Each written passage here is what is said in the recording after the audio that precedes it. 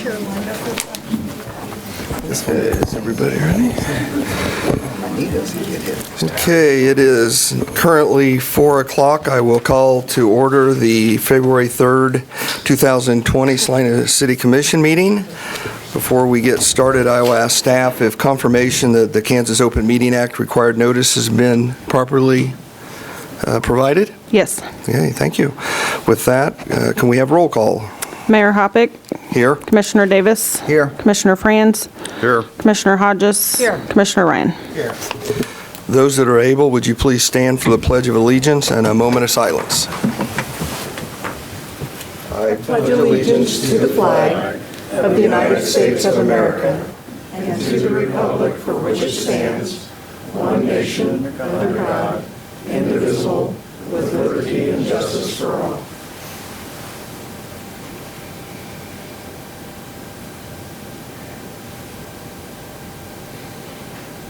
Thank you.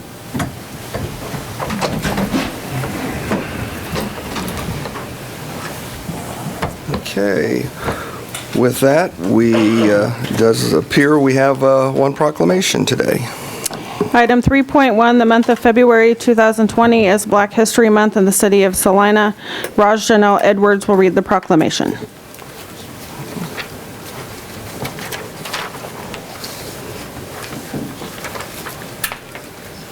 Hi. Hello? All right. Whereas our country's greatness is a testament to generations of courageous individuals who, in the face of uncomfortable truths, accepted that the work of perfecting our nation is unending and strive to expand to reach freedom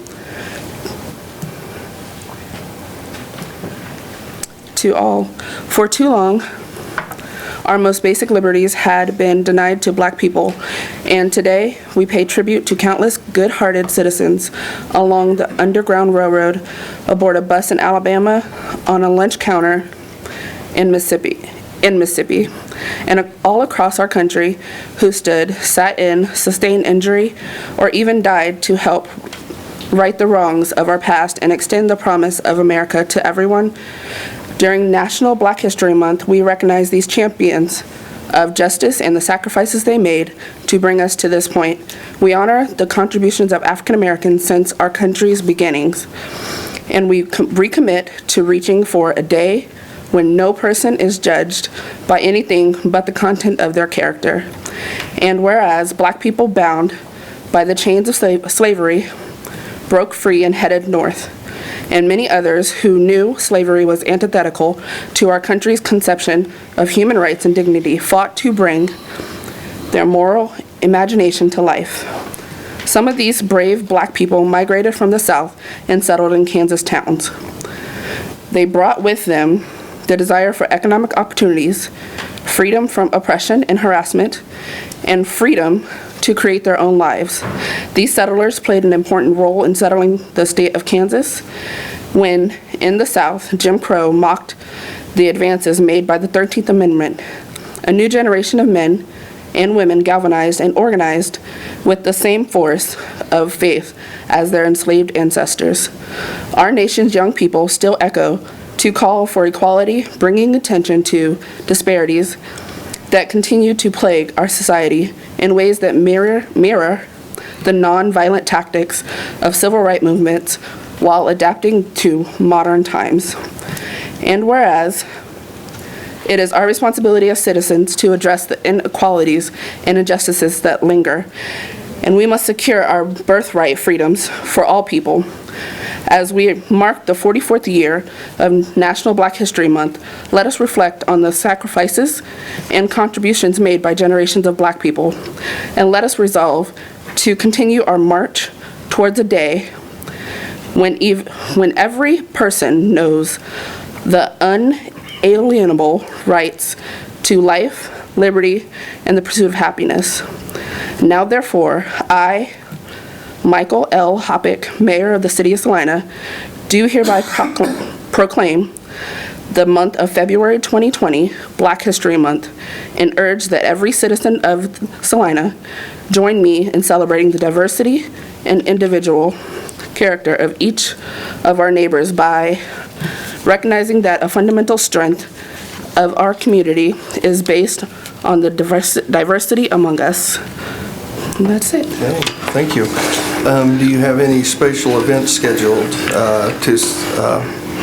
for Black History Month? There is a housing segregation in the Black Experience. That's on February 27th between 6 and 8 at the Salina Art Center. And then there is a board in the hallway right down that is really fun to play. It's a Jeopardy game, and you're welcome to play it. And you can go to room 103 with answers if you know them. And that's it. Okay, thank you. If you'll come forward, I have a signed proclamation for you.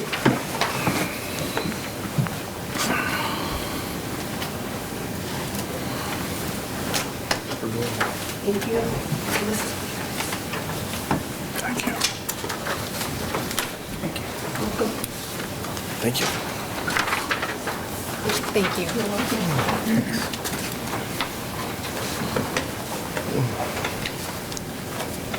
Okay, with that, it brings us to the Citizens Forum. This is a chance for citizens desiring to speak on an item which is not on the agenda may do so. Discussion will be limited to 5 minutes. So, do we have anyone? Yes.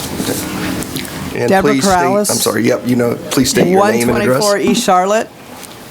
Can I bring you guys some stuff real quick? We'll have you go ahead and do your I talk. And then, respectfully ask, I worked an entire day to pay for these, so I would really like to personally hand them to the people I want to have them. and we'll get them. Just go ahead and if you would make your comments, and then we'll have you hand them to the clerk, please. No, I'll hold on to them and I'll Okay. give them to you at another time. Okay. So when the city needs something done, they go to the professionals. When they were talking about the medical facility for the animals at the Salina Animal Shelter, they called electricians, they got glass people involved, plumbers. They didn't call me because I don't know what I'm talking about when it comes to stuff like that. But when it comes to BSL, they don't do that. They listen to somebody who openly admits he has no dog animal experience at all. The people with the experience, the leading animal-related organizations, their take on BSL, the American Animal Hospital Association, the American Dog Owners Association, the CDC, the federal government, all don't believe in BSL. But we continue to hold on to looking at a dog and saying, "You're bad, you gotta go." That's not right. People are losing dogs just based on what they look like. We're not DNAing them. We're saying, you're maybe a boxer mix, but we're calling you a pit bull. We don't care that your family loves you. You're out of here. And that's gotta stop. And I'm sorry you guys thought I was here about the dogs. These dogs belong to people. These are their family members. And without any proof, you guys are saying the animal shelter are only doing what they're supposed to be doing based on this law. But it's got to change. If we're going to take people's dogs, DNA them. Make sure that that's what we're taking.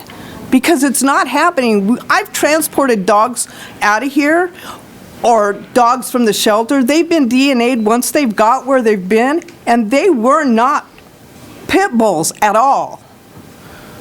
So I respectfully ask you, let the people of Salina speak. Put this on the voting. Let us vote. Let us tell you what we want. I don't think it should be left up to 5 people to decide what the city of Salina wants. Thank you. Thank you. Any other?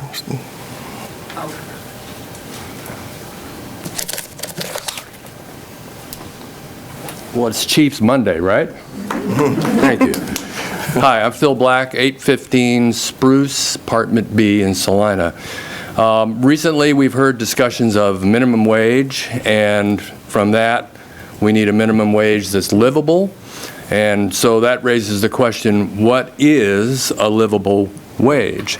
And I taught in the Kansas City, Missouri School District for a while before I moved out here, and I remember a student in there, we were talking about careers, and I said, he said, I want to, say something, and he said, I'm just going to get an Escalade.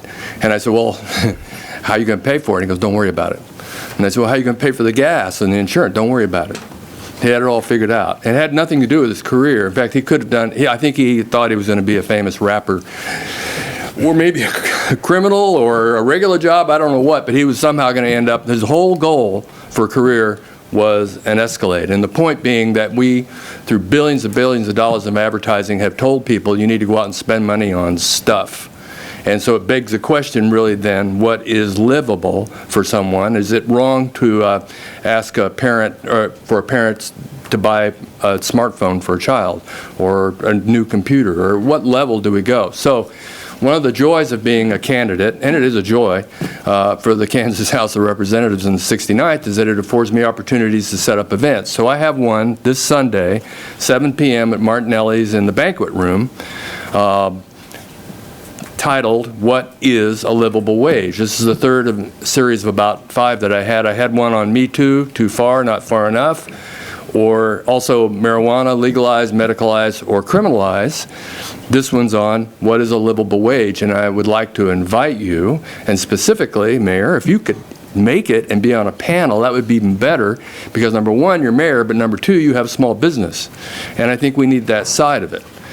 Any attendance, including those on the panels, does not constitute an endorsement for me. And those that attended my earlier 2 events, all I do is moderate, make sure everybody gets a chance to ask a question. So that's next Sunday night, 7 p.m. Be glad to have you or somebody from the city there who could. I've also talked to somebody from Kansas Works, as well as the Salina Housing Authority, and SHRMA, Salina Human Resource Management Association, so I'm hoping to get confirmation of all of those, and James Bowden, who will be representing the Salina Area Workers Coalition. And I'm hoping maybe Brian could be there too, so I'm glad I ran into. So this is my card. I'll leave it with you so that you can email me. Okay. And plant it. It's made of seeded paper. It will grow into lettuce. Okay, thank you. Don't throw it away. And I have another meeting. Wow. Okay. Thank you. Good afternoon, Mayor and Commissioners. My name is Melanie Terrell, and I'm here today representing the Salina Arts Center as part of their management support team. And at your places, you have an invitation from the Arts Center and a brochure. On this coming Friday, there is an opening as part of First Friday, and it's for a new show called Shattering the Void: Realms of Meaning in East Asian Art.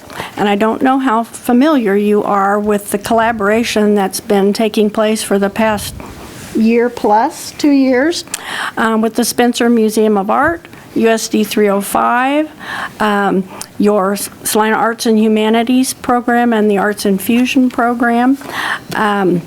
They have been working with Salina teachers to create curriculum around East Asian art pieces at the Spencer that promote active learning and also cultural empathy around these pieces. And it is a phenomenal show with amazing both ancient and contemporary pieces from the Spencer, and the work of Shin-Hee Chin, who is a local artist of Korean ancestry, and she does beautiful, beautiful work, and I think you'll just be stunned. But the work that the classroom teachers have put into this, and your own Anna from Arts and Humanities and the Arts Infusion program, she could tell you more details than I could about what's gone on, but they have worked very hard and to come up with creative classroom curriculum that meets the curriculum standards in the school district, and teach all different kinds of skills, all different kinds of subject matter, K through 12.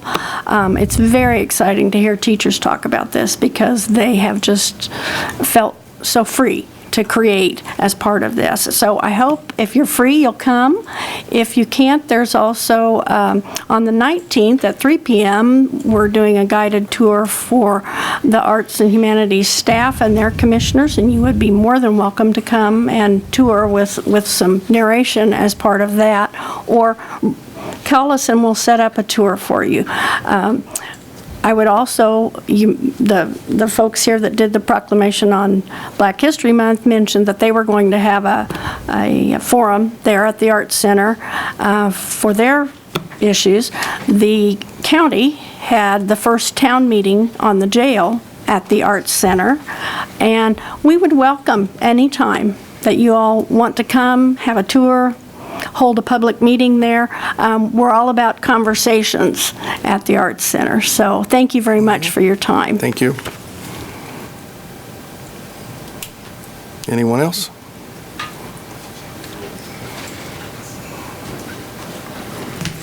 Yeah, Norman out of Salina. Mr. Black spoke about a livable wage. I don't think we're ever going to get it until we bring back a collective bargaining unit. There's something about Kansas. They don't want to pay wages. I called Kellogg's down in Tennessee. And I says, I heard on the news you pay your workers $28 an hour to make Frosty Flakes. She says, yes, we do.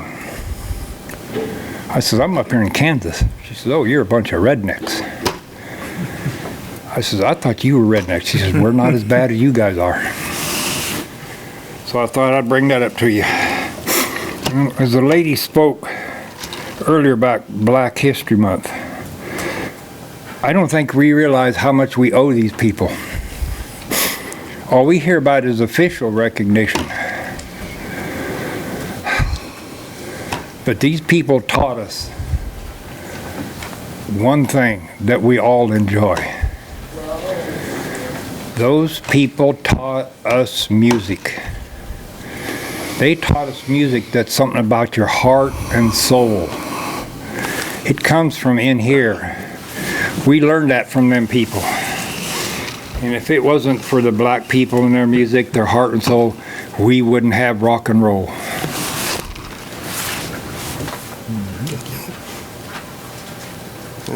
Anyone else? Our citizens forum? Joan Ratzlaff, Salina. Just make a real quick request. I want to thank outgoing Mayor Davis for his statement last month affirming citizen participation at the mic. Sometimes we feel like we're heard, maybe more often not, because I have, and in this particular issue, I feel like I've not been heard, and that's regarding ethics training for all the city boards. I've mentioned it at the mic at least once, personally to Mr. Scragg last winter. I'm sure it was kind of an impromptu thing, and he had other things on his mind, so, but still. Resolution 17-7469 was passed in August of 2017, and it requires, among other things, annual ethics training for all board members, not just the City Commission. And 2.5 years later, the Solid Waste Management Committee has not had one.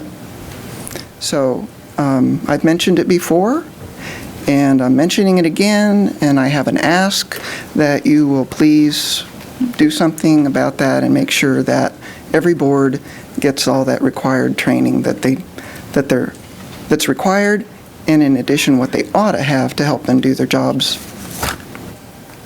So thank you for your time. Thank you for your input. Anyone else? Okay, if not, we'll move to the consent agenda. Item 6.1, approve the regular meeting minutes of January 27, 2020. And item 6.2, approve the special meeting minutes of January 29, 2020. Do we have any items a commissioner would like removed? If not, I accept a motion to approve. Mayor Hoppick, I move that we approve the consent agenda as presented. Second. Okay. Got a first and a second. All those in favor? Aye. Opposed? Consent agenda passes 5-0. Okay. Administration. Item 7.1, resolution number 20-7802, accepting the 2020 Census Complete Count Committee Action Plan. Mr. Mayor, Commissioners, as you may remember, on December 16th, 2019, you officially formed your CCC, or Complete Count Committee, for the 2020 Census. There are 6 members or Excuse organizations. me. I don't think your microphone's on. I'm sorry. Test on? Okay. Sorry. There are 6 organizations represented on the CCC, which is a complete count committee. That includes Salina Area United Way, Child Advocacy and Parenting Services, Saline County Health Department, Greater Salina Community Foundation, Salina Chamber of Commerce, and One Salina. I think we talked a little bit about this when we formed the CCC. That's essentially your core. A lot of those organizations were identified because they've been part of these types of efforts in the past. They have resource and staff to be able to kind of expand upon their networks, but it's really just the start. So as the CCC does its work, others are going to kind of come to the table. We already saw that with our first official meeting. We had the library decide that they would like to regularly attend those meetings, and I think as we have conversations and this continues, we'll see more people regularly attending that. When you form the CCC, the idea is really to focus on contacts and activities and efforts to reach all citizens within the community to get an accurate count for the census, including those populations that are hard to reach, such as Hispanic, Vietnamese, Indian, Pakistani, and Filipino. As a part of forming the CCC, you requested that you see an action plan for that group by February 1st, 2020. That was Saturday, so here we are on Monday. But you do have that complete report. The CCC met on January 22nd of 2020. They officially had 5 members in attendance, 1 general member of the public, as I mentioned, the library, and then 4 members of staff. As part of that meeting, they went through an outline of the report that you have in front of you, in addition to starting to kind of identify those networks and those different subgroups. Not all of them are outlined in the plan as you see it today, as that is a growing and evolving list. We found through all the members it was easier to have them take a worksheet we created and ask them to sit down in front of their Outlook and their computer and start to fill those in rather than trying to use everybody's group time. So they'll be bringing those forward at the next meeting, so we'll have more of an identified list. But what you do have as part of the plan is what we call the CMP, or the Comprehensive Media Plan, that starts to outline the different media outlets that we would be employing. Some of those come at cost, some of those are free, and some of those can be expanded upon based on the network of the members of the CCC. When developing that plan, we also thought of the various audiences who would be using this. Thinking of you yourselves as commissioners, wanting to understand kind of that full process, but also a general member of the public wondering what are we really doing to help with the census, in addition to future partners who may want to know how to get involved and what being involved looks like. We haven't really adopted a plan like this before as a city. We've outlined several recommendations. We did a lot of hands-on work in 2010, doing a lot of door knocking, but this type of media campaign is a little new for us. So this plan also starts that documentation for 2020, that would be 2030 is our next go at this 10 years later, so that we have this information in place. We also discussed how the plan at this point would not have everything we could possibly know in it. So we're also proposing, or the CCC is proposing, that we do a follow-up report that would become a part of this as their efforts conclude in August. So those activities that come to light that weren't identified at this moment, that we collect as we implement the action plan, would also be added to that, and we'd have a very nice cohesive document at the end, not only for future census efforts, but also would help with public involvement of reaching some of these hard to reach populations in the future as we do other things as a city to try and get information out, but also to help in some of our neighboring municipalities maybe understand what we did and how that was successful. As I mentioned too, the CCC will be meeting regularly until August 1st. They have decided that their meetings will be the 3rd Wednesday of every month here at the City County Building in room 105. Those meetings are advertised in the paper, such as their meeting on the 22nd. We will do so moving forward. They're also posted on the city's social media pages. We just had a page created today in which we'll create kind of a landing page for the census as far as the city goes, like we did for the Downtown Arts and Entertainment Ordinance, that we'll be able to put this plan, staff contacts, upcoming dates, things like that. So if somebody is looking for that information, we would have it digitally there as well. Each meeting of the CCC also has a created opportunity for the public to speak, so there's always opportunity for the public to get involved, and of course, like I said, we welcome others attending. With that, Our current request is the CCC and city staff that the commission consider acceptance of this action plan by adopting Resolution 20-7802. There is no fiscal cost to this. There is no specified city funds set aside for the 2020 census, but we do have some in-house resources related to outreach, and we are looking at granting opportunities through the Kansas Municipal League, which is helping the state to administer some dollars for census outreach. We are also working with local census officials, trying to find what resources the census is offering, and just kind of taking any general advice they have on how to further implement our plan. Therefore, staff has identified the following options for the City Commission to consider. Option 1 is to receive and accept the 2020 Census Complete Count Committee Action Plan by approving the resolution. Or 2, approve Resolution 20-7802 with amendments as the City Commission deems appropriate. 3, to postpone consideration of the resolution to a specified date and time, and to provide staff with direction. Or 4, to deny voting on the resolution. With that, thank you. Okay. With that, does the commission have any questions? Okay. Few. If there's a targeted group that's not been contacted, at what point do you send out a plea for assistance for someone to help you reach that group? Well, I think at this point, as you'll note in the plan, sorry, I just got over here. There are several phases to the census. So right now we're in awareness phase, then we move into motivation phase, and then we move into reminder phase. In awareness phase, I think we're doing a good job of kind of sorting those out. Based on those groups that we identified, Filipino, Indian, Hispanic, we have tried to identify folks that are community leaders within those groups. We also are working with and looking at ethnic and cultural grocery stores, restaurants, and places of worship that are identified with those groups, talking with them and asking what other places that we can reach out to get them the information that they need. There's also, once the census kicks off and we start to see data coming in after April 1st, as noted in the plan, we start to see the maps coming in, and through the census tract maps and the low response rates, we're able to see internally as a member of census what areas of town are having low response rates. And so we can start to focus efforts in on those areas, whether, and that's not even necessarily based on a cultural or a race issue, that's really geographical, but we can see where we're having low response rates from. And that's fairly new. We've never been able to get essentially live data like that.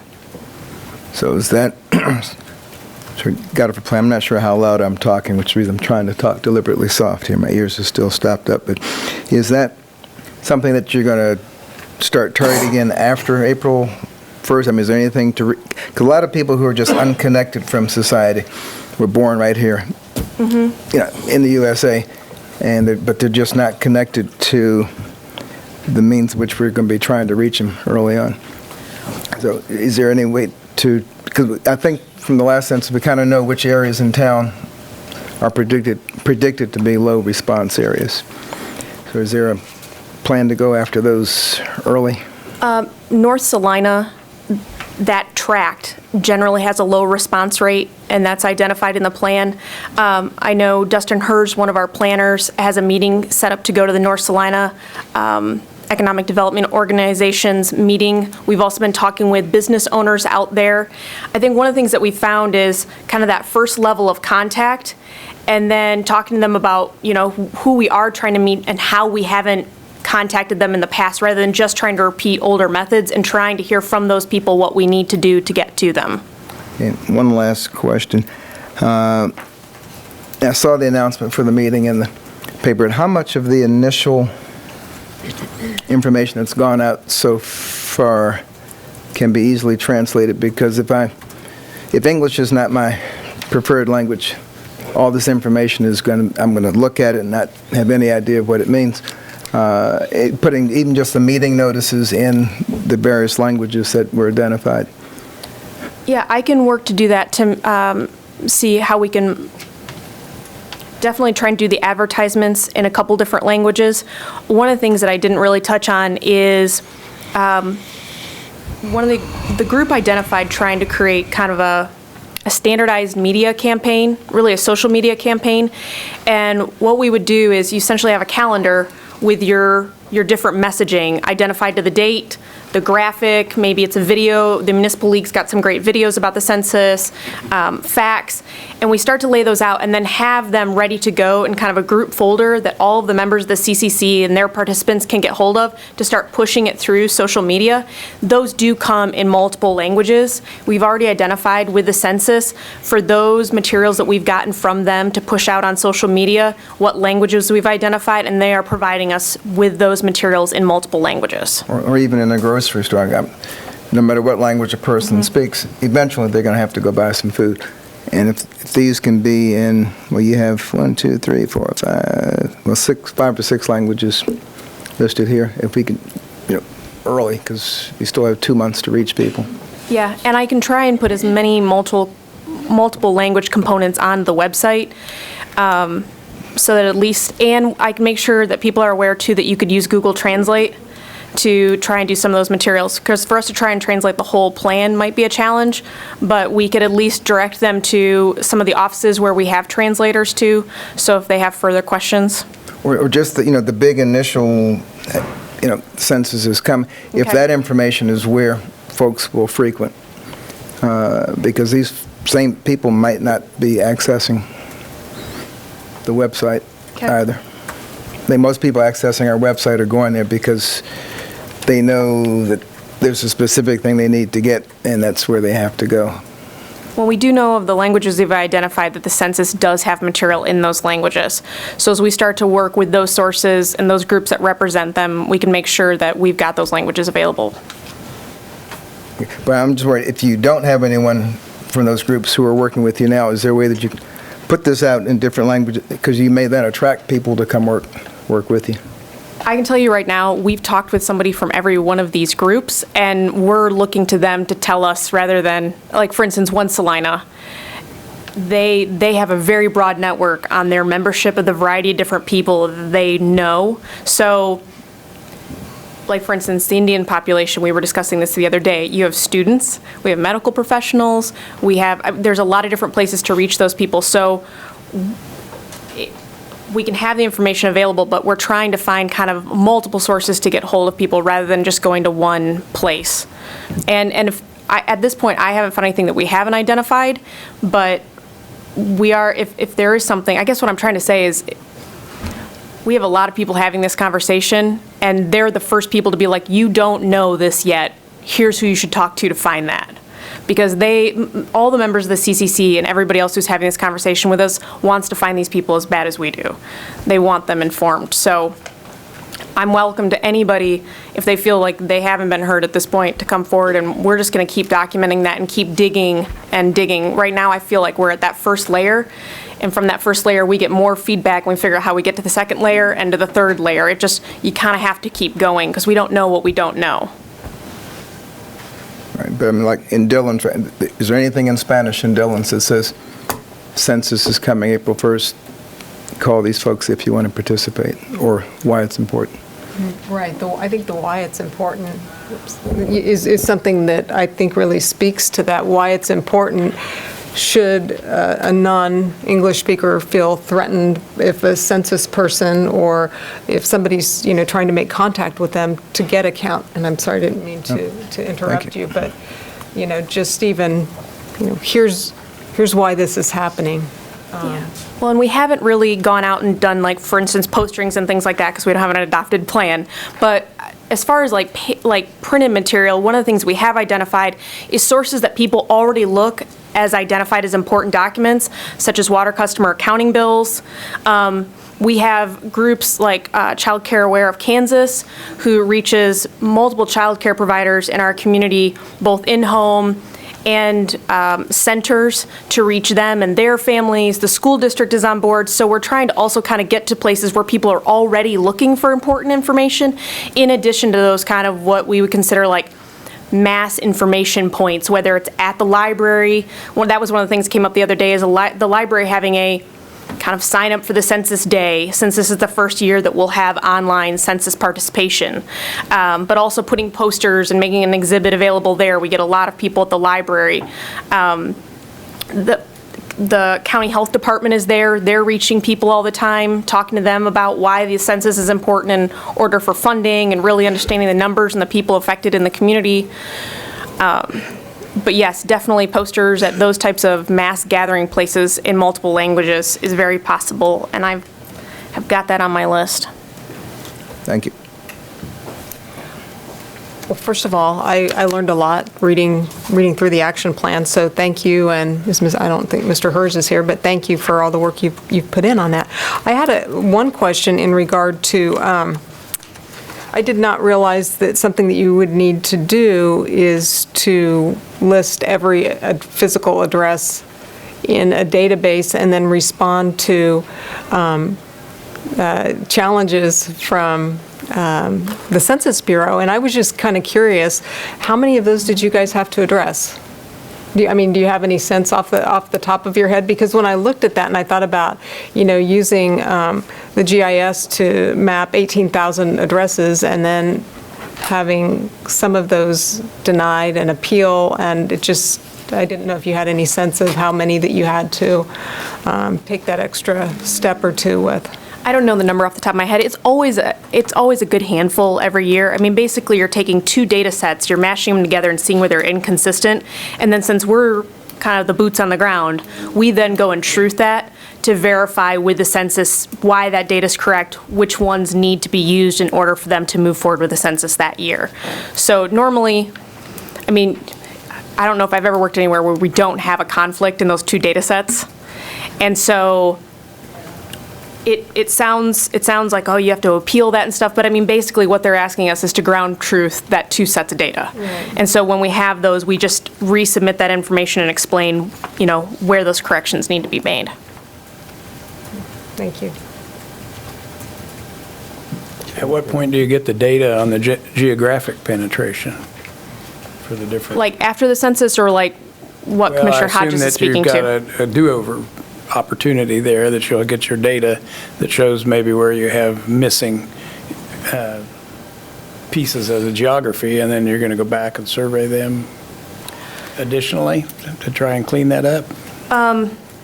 Well, like once the enumerators are out, that's kind of like that's it. We're out there and we're getting them. But one of the first things that we'll see this time is after April 1st, like I think it's optimistic, but they're saying within the first couple of weeks of April, they think they'll have in their high 90 percentile of return on the census. I give it a month, but I think by June, we should really know where we've got those gaps, and that's where we're communicating both with enumerator staff who don't work for us, they work for the census. They're out really flushing those spots out, and that's where we start to turn our public involvement efforts to make sure that those people in those areas know we're trying to get the count out, we're looking for feedback from them. So yeah, June-ish. Commissioner Franz, any questions? No question. I just, in comparison to the 2010 census, this struck me as being very well organized, and I'm glad to see that some of the new technology tools will be helpful in identifying areas where we have issues. But it looks good. One quick question. We're actually looking to the stakeholders, not to the individuals, because I know there's already been a change in the executive director at the United Way. So we're really working with United Way, not with that one individual, correct? Correct, and that's why we set the committee up and brought the CCC forward the way we did, is essentially the organizations are your members, and then they put forward an individual who would regularly attend. Okay, perfect. One last question. In the event that we don't receive the grant funding that we hope to, has there been any contemplation if we do need to go ahead and, I know you've indicated there's a lot of stuff that you can do that doesn't have a cost associated with it, but there are also some pretty effective ways that do have costs associated with them. And so is that something that we could contemplate in the future then, setting a budget for this? And have you given that any thought about what that would maybe look like? I think that's one of my intentions with the follow-up report, is it's not just us, it's really Kansas as a whole. not in the last census, not even a census before, have we as a state set aside money to really get our counts correct. A lot of times, money comes from the state to do a lot of this work. But local municipalities can set that aside. That support comes in different ways, whether it's putting our staff out on the street to door knock like we did last time. And we do have some dollars through public outreach that I think we can spend on some of those spots where it really matters, maybe where we can't get grant dollars, so that we don't miss those opportunities. But I would highly recommend when 2030 comes that it's not a bad thing to have a little money set aside to really be able to make the impact that you want to. Because these dollars, I mean, essentially it's a return on investment, right? Those numbers then go to the feds, go to the state. We use them for all kinds of things, and that could have a long-term fiscal impact. Thank you. Okay. Are there any comments from the public? Okay, if not, I'll bring it back up front. Mr. Mayor, Go right ahead. all right, thank you. Just move that we receive and accept the 2020 Census Complete Count Committee Action Plan with approval of resolution number 20-7802. Second. We got a motion and a second to approve resolution number 20-7802. All those in favor? Aye. Opposed? Passes 5-0. Okay, 7.2.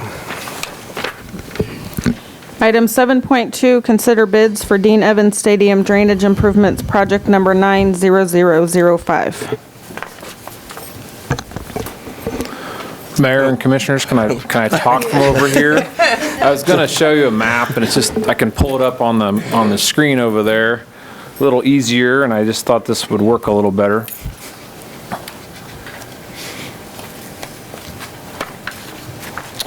For Dean Evans drainage. So this is, oh, it's not pulling up yet. Oh, it may not, huh? Okay. Well, I will just.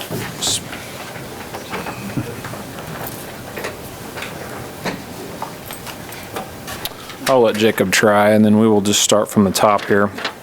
This is Dean Evans Stadium Drainage Project. It is a project that started July of 2019 with the City Commission adopting a resolution for the intent to partner with baseball enterprises to enhance baseball and softball experience in the city of Salina. This resolution was adopted and with the Salina Athletic Partners and is a large project to improve baseball in Salina. Ongoing issue at Dean Evans has been some drainage problems here around this. I'll show you on the map now. Got my pointer. Thank you. Thank you, Jacob. There's been some drainage problems around the backstop right in this area. Over the years, this wall seeps water, just all ongoing sometimes. It's hard to say why and where it comes from, but we know that this is a very large runway. We know it had a very large concrete apron that all drains basically from about a half mile south of here, all towards this this baseball field. So the baseball field is lowered. It's kind of set into the ground and lower than the runway, and so we believe over time the water just kind of seeps through the cracks in the runway, runs along the ground, runs all the way over to here, and kind of constantly almost pushes against that wall. The wall does have weep holes in it, and those weep holes just stay kind of moist, and it doesn't get a lot of sun in that area depending on the time of year, so it just doesn't really dry out. So they've had trouble with it for quite a while. Over the years, park staff have installed some under drains in this area, kind of along the south side of the runway, or south side of Dean Evans, kind of along this area here.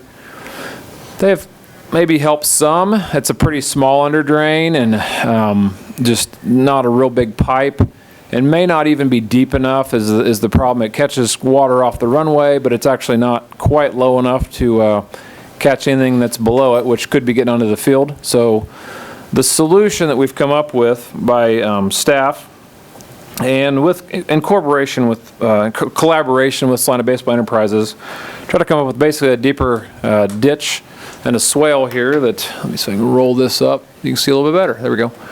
Basically a ditch and a swale that runs the side of the runway and takes water that is normally coming right to this wall or falling in the current ditch that's there, take it and just run it all the way out to this corner. Right now, the current situation has a kind of a smaller under drain that goes to about here, and then it doesn't go very far before it daylights, and so it's hard to believe that water's quite getting away from the field. We really want to really want to solve this for good. We want any water that we believe is under the ground or on the ground or anywhere close to the ground. We do not want that to get to that field anymore, and so we feel like this is the best chance we have to do that. Just put in an under drain system and a pipe. And we're also going to have some under drain systems against the back wall here. That's going to take any water that falls off the building in this, or not the building, the overhang, the roof, hits the stands, hits the concrete. We're going to run it back over here as well, and run it to the east, which is basically where the natural drainage goes today. It runs across the field to the east of the stadium there.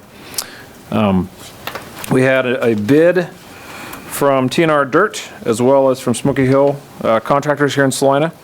TNR Dirt was quite a bit cheaper, closer to the, it was a really good bid. We feel like they're very good at what they do as far as dirt and grading, and they have good equipment, and they're pretty good at these, especially these type of projects. So we did talk to them about why is their bid so much lower. They felt like they felt like they could do it for that, and we talked about a couple of bid items, and they were comfortable with it. So we feel like it's a good bid. TNR Dirt has done a lot of work for us in the past, and we feel like they can get this done in an orderly fashion. One of the main reasons for this is there's going to be a patio.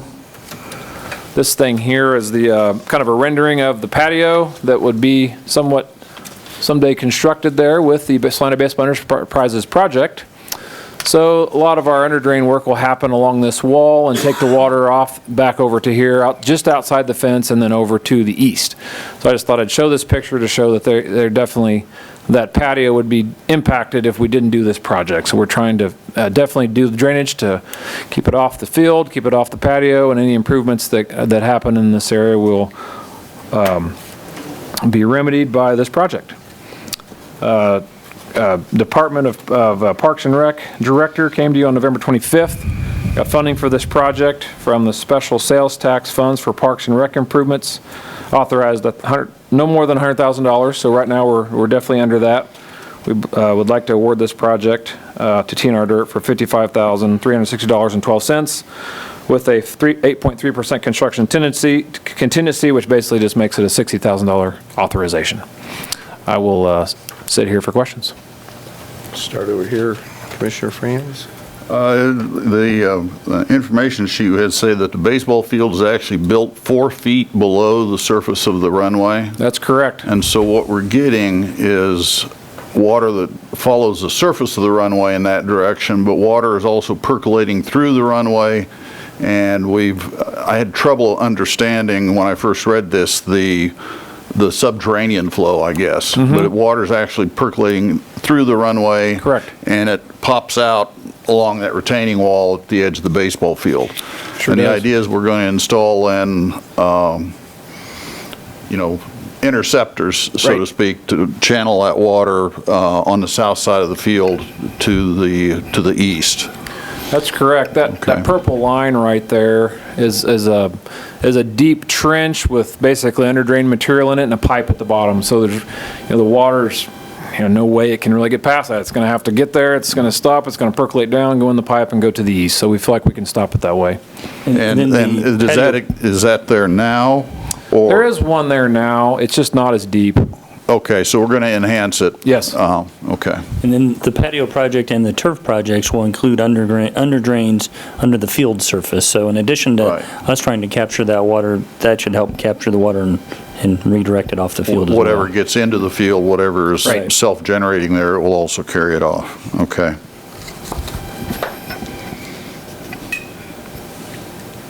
Commissioner Ryan? Nothing here. I just had a couple of questions. So basically what we're looking at today, in the event that, for whatever reason, that if Baseball Enterprises proposal doesn't go forward, is this a standalone solution that's going to help the situation as it exists now in the event that there's not a patio in the future? Yes, it will definitely help this situation right here. If I could blow that up, let's make sure I can. There we go. Right there. See that? That is what the field looks like after many rains, and it's if we can get them, it's a half mile of water. It's a large drainage area that runs to this.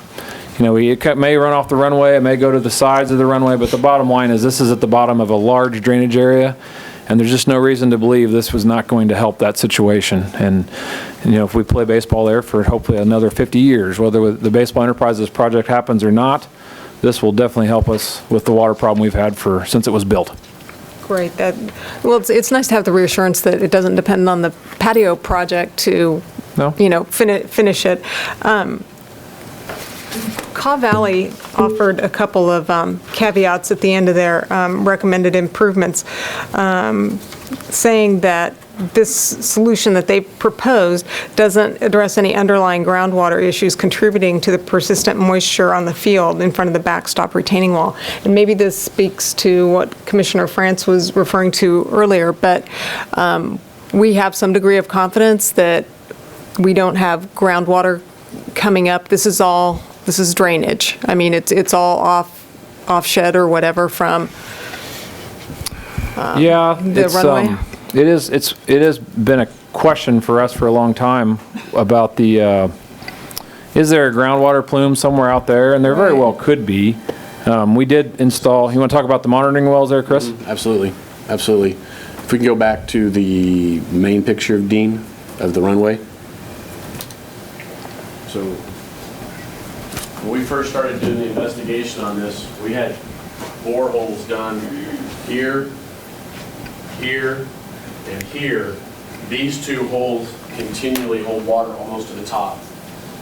This one over here does not hold any water. It stayed dry since we put it in. So we do believe that the water that's going under there is staying here, and it's continuing to drain. We don't know, obviously, Dan said we don't know where it's going, but it's going in the field, and it's not percolating away. We get the drain down low enough.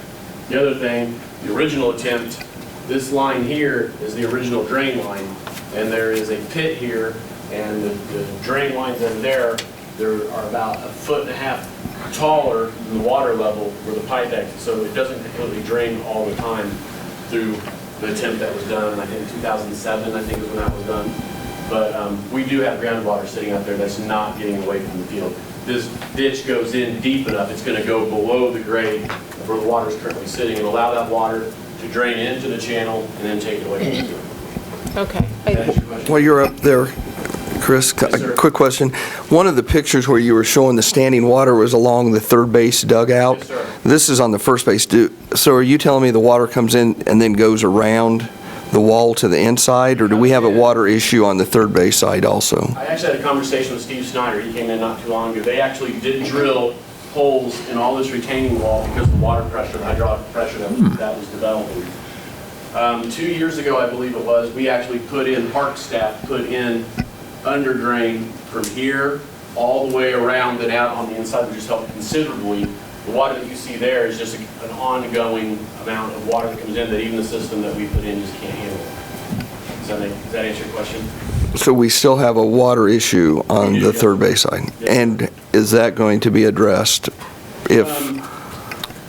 We will eventually address it with part of the Baseball Enterprises project. We come in from this side down, and it's part of a bigger problem, or part of a bigger solution to the problem of all the fields out there. We have cleared out all the channels behind the existing fields, which will help with some of the projects down the line. But as far from here to here at this point in time, the ditch coming from here down here will catch all the water that runs down. We'll still have water that runs from, say, here, and it will still get on the field, but it won't be as bad as what we have right now. Dan, could you go to the picture that has the entire length of ball fields and runway? Much like Dan mentioned that this field is wedged into the runway.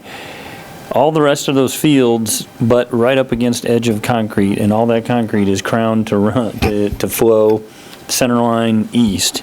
And so what Chris is referring to is another solution that we've come up with internally of curb lines and trying to redirect that flow and get it back over to the grass. But that's a sizable undertaking that's factored into the Baseball Enterprises project, but it wasn't part of the park master plan, nor was it part of the budget. So there's more work to be done to address drainage out there.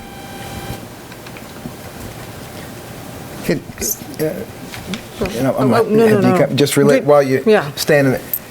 Is there enough slope once that water gets past the right field corner to keep it moving east? Because Talking about right here, sir? yes.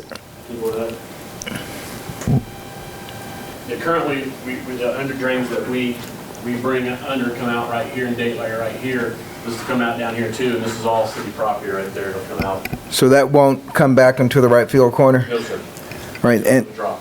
all right, It's quite a bit lower out there. It's deeper. There's a pretty good sized ditch there that kind of runs between those two fields. You can see it right kind of where that, right in that area is a fairly good sized ditch. It's quite a bit lower. So this water wouldn't pose a danger to the fields that are further north? No. Okay. No, this is separate. There's a really large hill that kind of separates these two drainage areas right up in this area. And this water comes this way and then it splits. And then as you get over to the north side or close to Wilburfield, that's when the water starts going to the north. Okay. Thank you. I'm sorry. Go ahead. No. And Jen, just finally returning to the Caw Valley Engineering report, it did mention that if moisture persists in the backstop area after implementation of these recommendations, more extensive measures may be necessary to mitigate the groundwater behind the backstop retaining wall. Possible measure could include construction of a back wall drainage system and/or an on-field drainage system. Are those improvements that are going to be that would be covered with the Baseball Enterprises? The on-field drainage, I'm assuming would, but right. the construction of that additional wall, if this doesn't mitigate the problem, then the construction of the backstop wall that they're referring to could be done in addition to the solution that's being implemented here. It could be. We have not gotten the cost estimates on building an additional wall yet. That would be a large ticket item. Did you talk about rerouting the downspouts? We've already done that. That's what I was thinking. That take a significant amount of water off what used to come to the backstop wall that now goes to the east. So what they referred to is, Here, I'll get to that page. so we have a guttering system. We have a downspout that in the past came down right here and then dumped here, and then because of the way the concrete flows, it all goes up on the field. The crown is right here. We've taken that drain spout over to here and down, and now it dumps out that way, so we're delivering the grass. So is the drainage problem much worse on the first base side than on the third base side? Because my concern is that we're fixing part of the problem, but if we're not fixing the other problem, will it continue to cause us to have rainouts and the other things that were mentioned? Can you back it down a little bit, Dan? I can't fully answer that question, but what I can tell you is that the test hole right here stays dry. So that tells me that the water is not, for whatever factors there are, it's not getting over to here as much because this hole's still dry. That hole's, even after a big rain, I've been out there and checked that hole and it's bone dry. So I don't think that's going to be a continued issue. I think there will still be water getting there that we'll have to address at some point in time, but I think the problem is going to be a lot better than it stands today. Because we're going to catch it, because the drain, we're going to catch it all the way across the runway, where it comes down from the south. Chris, my understanding too was I thought the south side along the first base was the worst. There is some water on the third base side, but I didn't think it was as bad, and I thought your underdrain actually helped that. It does help some. What's the timeline? Is this something that can be in place for the spring season? April 31st is our deadline, so it kind of gets us into the summer season. It gets us ahead of the summer season. That's the goal, but it does not beat the school season. Right. doesn't really impact, thank goodness, the school season either, because we're south of the fence and then kind of, out in this area outside the fence. So it's something that we'll have, hopefully they'll start working on in March. And then if they finish it up in April, it could be, at least some of it could be working by spring baseball for the schools. Any other questions for staff? Are there any comments or questions from the public? Okay, if not, I'll bring it back to the commission. Mayor, Go ahead. Mayor Hoppick, I move that we award project number 90005, Dean Evans Stadium Improvements to TNR Dirt Construction of Salina in the amount of $55,360.12 with a $4,639.88 construction contingency. Second. Okay, got a motion and a second to approve project number 90005. All those in favor? Aye. Opposed? 7.2 passes 5-0. That leads us to 7.3. Item 7.3, resolution number 20-7796, authorizing the city manager to execute an agreement for cost sharing of pictometry imagery and software with Saline County. My name is Dan Stack. I'm city engineer with Salina. I was supposed to do that last time, so I apologize. It's for the people at home, so they know who I am. So here we go. This is an agreement for cost sharing for our aerial imagery that we have every so many years. We try to update that on it seems like it's about a 3-year cycle for us. Started in really it's been going on quite a while. We have some really old aerial maps that help us, and so what's been nice is Saline County has been partnering with other counties and other organizations over the last few years when we've been able to do this program. And then we were able to, as a city, partner with them to get a little higher resolution for the city portion of that. I do have a map here just to kind of show you. This is the outline of the city. See, the green is the whole county, so it's a fairly large aerial map, and it's at a 6-inch coverage, which is quite a bit better than we've seen before. It used to be 9. It's been as little as 12, and I'm not sure if it's gotten better each year. I think our last coverage was, I think we said here, I hope we did. I think we were 6-inch the last time. 2017 photo was a 9-inch, and the county's getting 6, and then we were 6, and we're getting 3. So a 3-inch resolution is really good, and it's a similar cost as the last time as well. So the technology just must be getting better, and they can give you a little bit more for similar amounts of dollars. Typically, this work is done in the winter when the trees are not leafed out, and they can get a really good image of the county. So you'll see that a lot of times when we see this photo, it's not extremely colorful, but there's a good reason for that, so that's why it's that way. The terms of this agreement, 3-inch resolution, like I said. There is an extra that's 89 square miles. 89 square miles, it seems like, in and around the corporate limits of the city of Salina, 89 square miles seems like a lot, so that may not be, gosh, is that really what it is? That's the big area. Okay, it is the correct number, but it's a large area. The oblique imagery is a bullet there down at the very bottom of our blue sheet.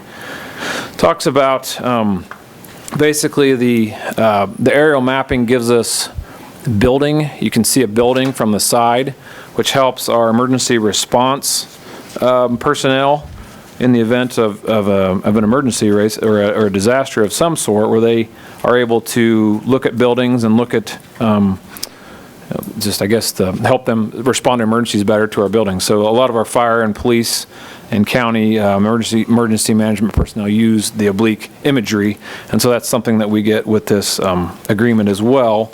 We get basically a 3-year license for that, and I believe it is renewable, and we'll be coming back to you in 3 years to look at doing this again. So it's the total cost of Saline County is $115,000.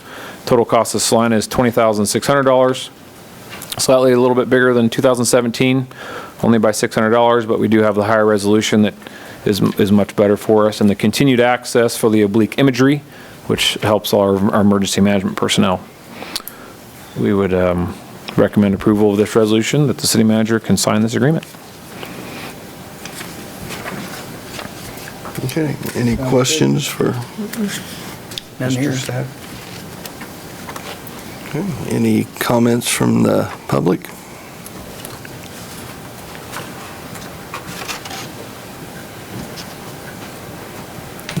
Norman Mantle, Salina. Who's this agreement with? Who's doing this project? Can you give me that information? Yes. If I can find the name of them. Pictometry International Corporation. And our agreement is with the Saline County. Saline County has an agreement with Pictometry International Corp.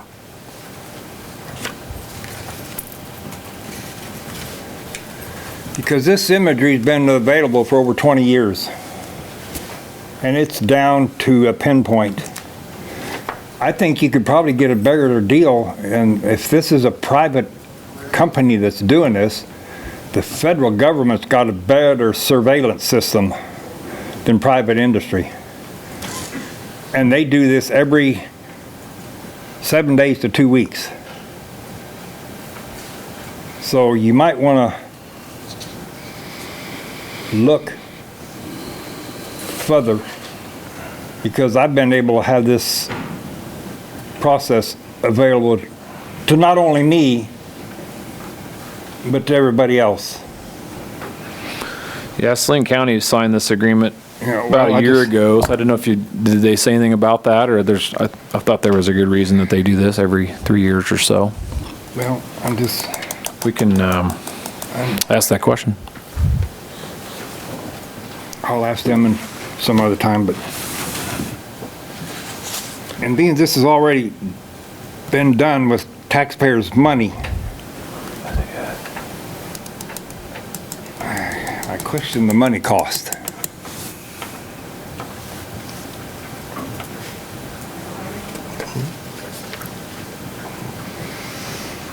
Any other comments?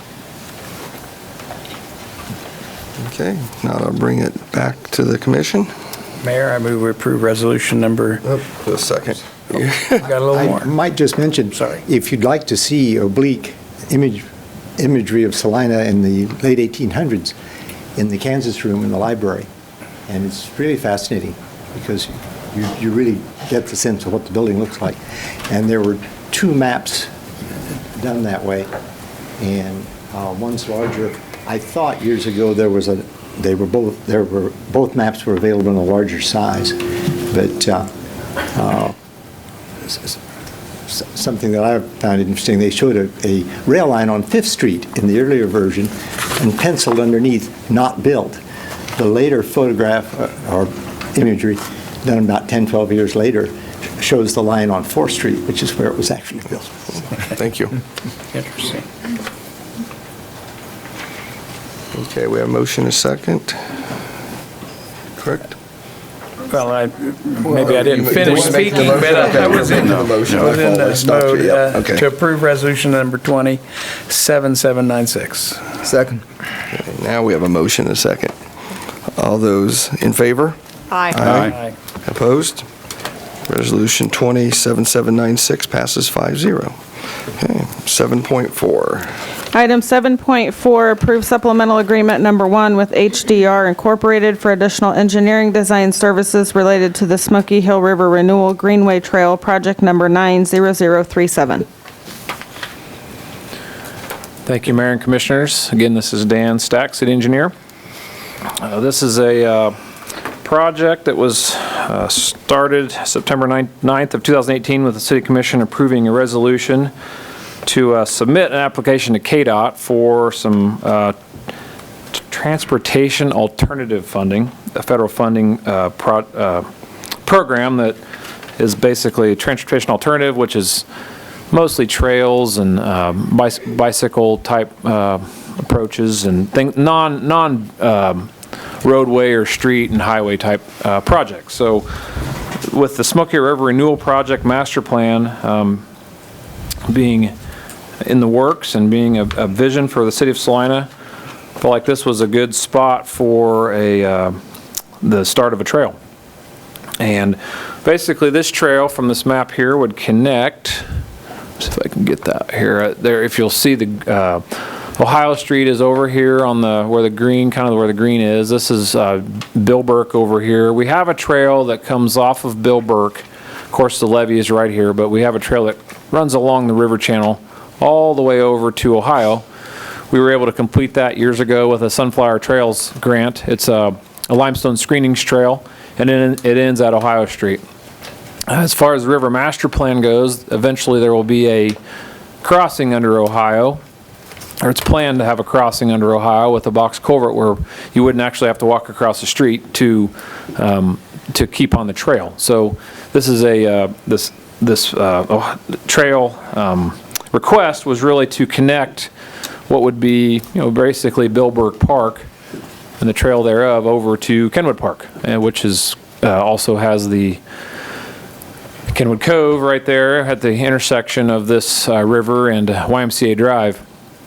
So we did get the funding for that from KDOT through federal funds, and $167,000 worth for phases 1B and 1C, which if I put in a lot of attachments, but the bottom line, 1B and 1C were of course the lowest cost parts of the grant. The biggest cost was the box culvert under Ohio Street.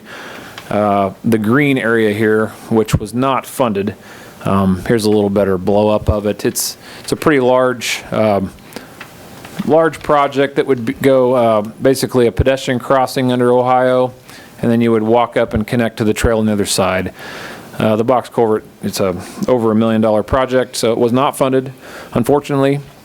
It is in the long-term river master plan, and it is with the Corps of Engineers and the work being done on the river. It is probably one of the more higher priority projects that would get done in the future, but the bottom line is it is not planned as of yet.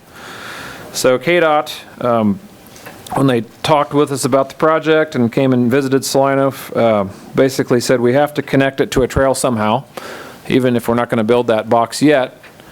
We have to do something temporarily or interim, I guess, basically in the interim time frame. So since phase 1A wasn't funded, that is where they requested a safe crossing on Ohio, which, as we all know, Ohio is a very busy road, one of the busier ones in Salina, and a safe crossing on Ohio is not easy to do with traffic. So we came up with, or KDOT and HDR and us, I guess, basically came up with a hawk type pedestrian signal, which if you look at a hawk signal, we have a few of those in Salina, and I'll just play a video here because I feel like that's probably the best way to look at it. A person comes and pushes the button, and the lights will flash. It basically tells the pedestrian not to cross until the lights start flashing. They're being used quite a bit around the U.S. now. They're really a safe crossing. They allow a vehicle to see it coming. It's a couple of flashing red lights you can see here. Stop on red. Once they push it, the yellow starts first, and then you will see that.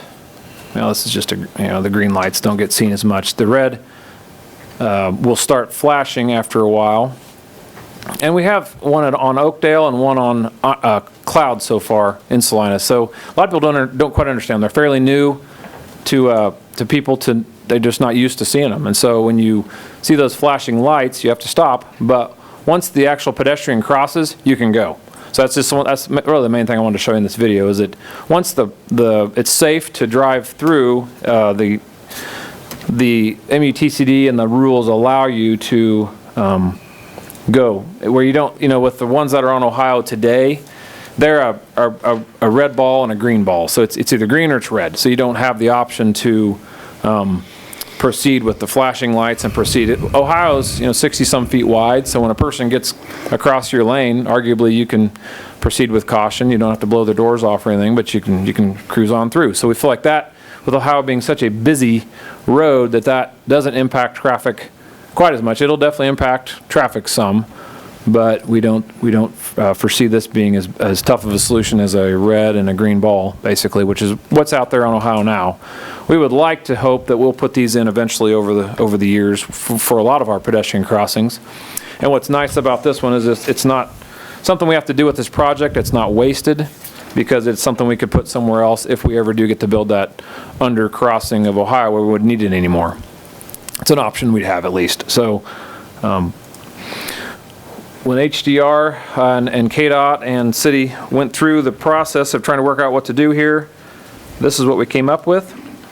And at the time, with the fast track schedule that we're on, by the time we got a supplemental agreement from them and had to meet the KDOT schedule, they had already designed it. It's done. The plans are actually 95% complete now, and we are delinquent or late in getting this request to you. They understand it's at risk, but we feel like it's a good design and a good.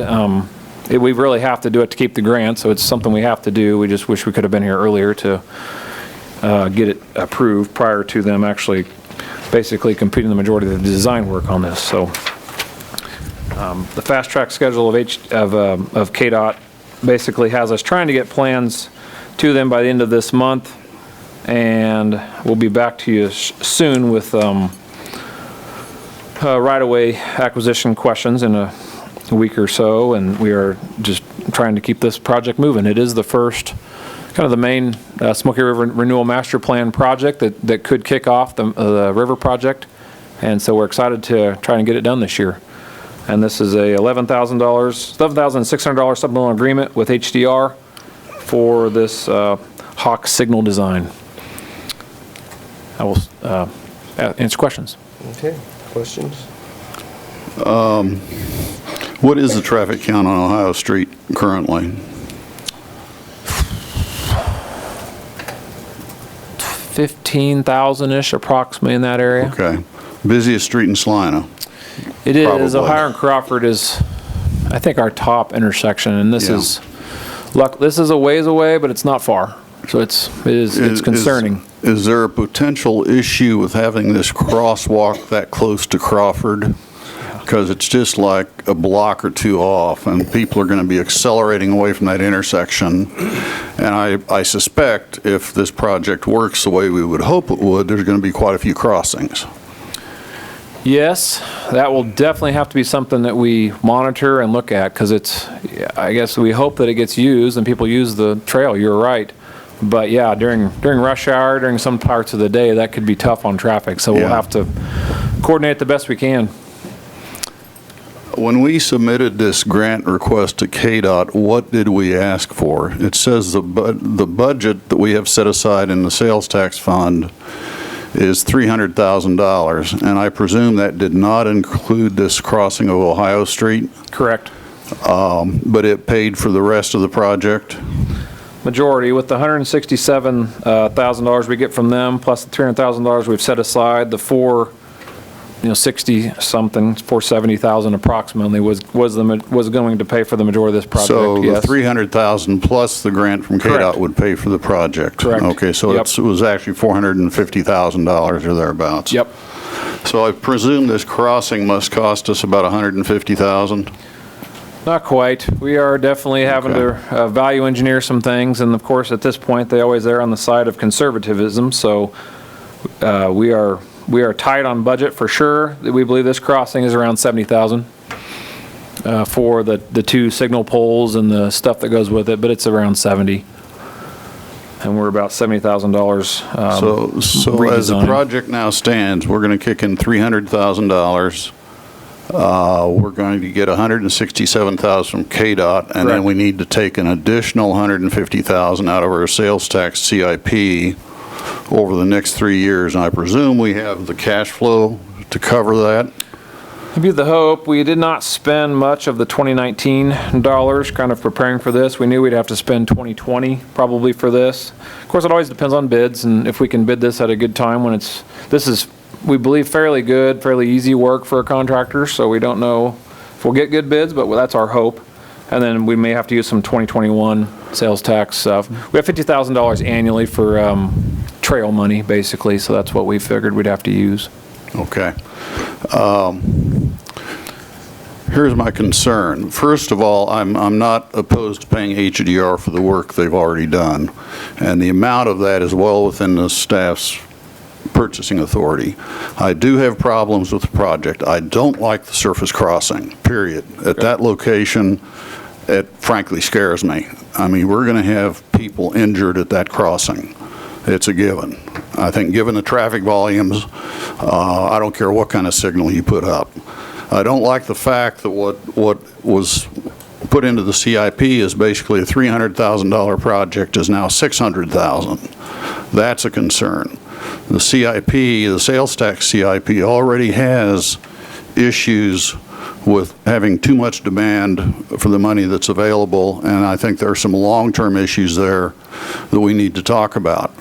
So I will support paying HDR for the money we owe them, but my bottom line is I'm not sure that this project shouldn't be put on hold until we can figure all that out. That's not a question, I guess, Mr. Stack. That's a statement. Okay, thank you. And I would defer to... I appreciate if I can just jump in on that real quick, because I had the question written down. I'm all for leveraging funds, but I'm having a hard time coming up with what we're putting in to get the 167,500, and especially vis-a-vis HDR, because I did go back and I looked at the packet from March of last year, and it looked like we had projected that the preliminary engineering was going to be $20,751, but then when I looked at the supplemental agreement, it looked like the original amount for this was then $49,590, and we were adding 11,600 to that. That's so realistically, you know, instead of it being 20,000 plus 11, which gets us to about 32.5, we're now at 61 for HDR on design. Just on this trail. Correct. Yeah, it's expensive. It's a process to go through federal criteria and federal dollars. It's a good question, a good point. We feel like we did get $167,000, but you have to spend a lot to actually do the project, so it's pricey. Well, can I add a couple things to and I'm Jim Coach, Public Works Director, but the design considerations are alternatives, especially with the Ohio Street connection, having to look at an alternate crossing method, and then also just because there's a river bend and we're trying to minimize impacts to current business owners, we looked at several different options as far as retaining wall size and trying to reduce retaining walls and trying to get the trail away from the backs of the property. So there was some more iterations as far as trying to make the trail function properly and make the property owners more satisfied with the end result. The Ohio Street corridor is one of our highest volume corridors. It's one of the through routes clear through town, from the interstate clear to the south edge of town. We already have 2 crosswalks or stop lights on independently on Ohio Street, and those are stop lights. They're school crossings. They require you to stop, and you have to wait until it's cleared and they turn green before you can go again.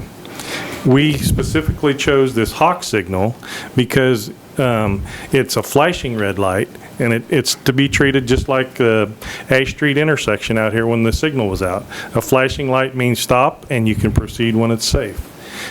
We think that the number of traffic, or the number of cars especially, coming from the south, if they're able to stop and then go when the pedestrian's gone, traffic won't back up into Crawford Street because it'll be a lot quicker than having to wait for the full cycle, a minute or minute and a half, that you'd have to have a red cycle that close to Crawford. So there was some specific engineering that went into the design as well as the location of this light. So we did what we could to try to mitigate those concerns. Commissioner France. Commissioner France, what did you have us ballpark putting in, or anybody have us putting in relation to getting the 167 back? I mean, when we look at the engineering, when we look at the Hawk Beacon, when we look at, I mean, where are we at? It's hard to say. It sounds like that we have to match this with an additional 150 to make this all work, partly because of the requirement that we connect to the other trail, and I kind of get that. That makes sense. I just don't like the idea that we're now spending an additional $150,000 that is pretty much coming out of the blue on this So without project. this connection, we will not receive the other 167, correct? I believe that's correct. And does that mean that the trail going to the, what would that be? To the west. West will not be completed?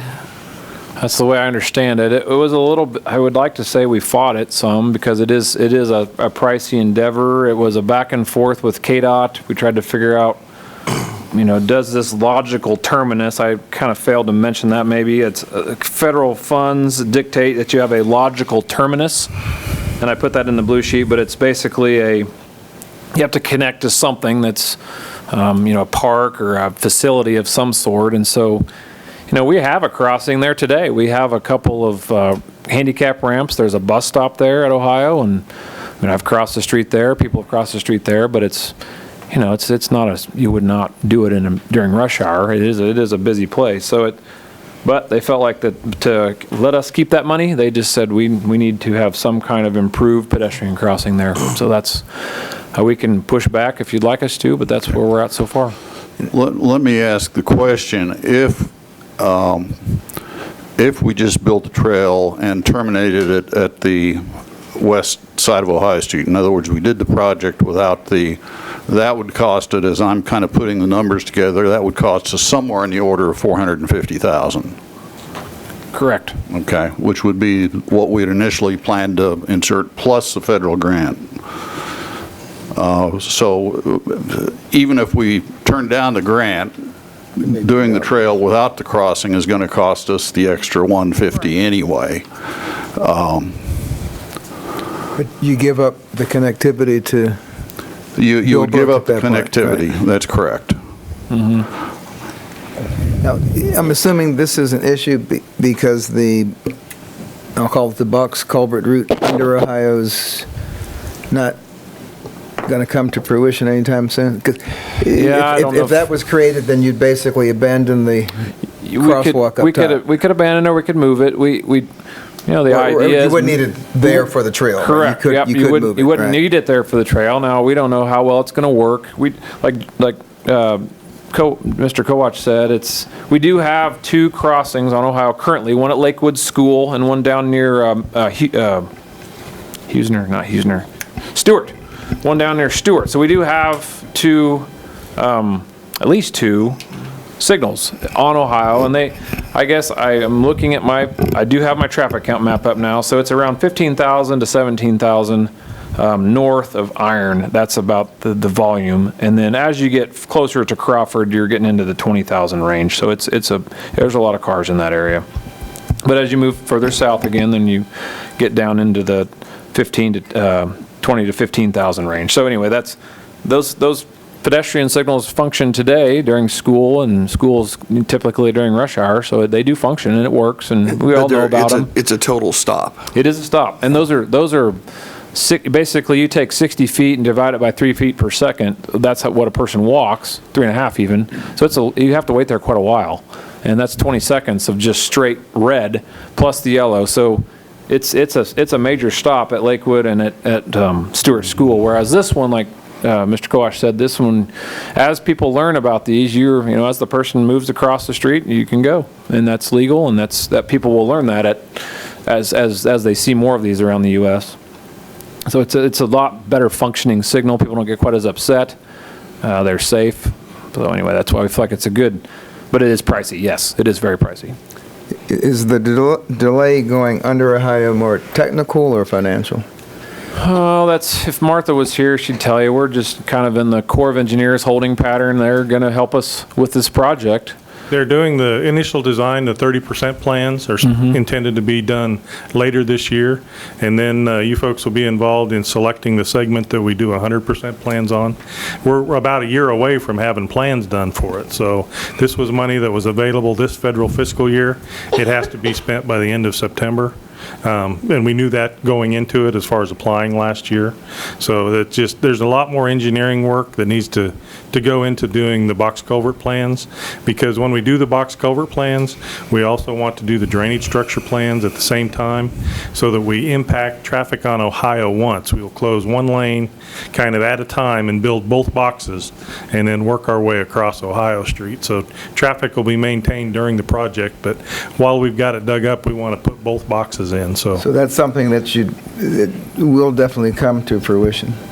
It's part of the master plan now. And rough estimate for how long that would, and the reason I'm asking is, if there's a big savings in cost, might it be prudent to just end the trail at Ohio?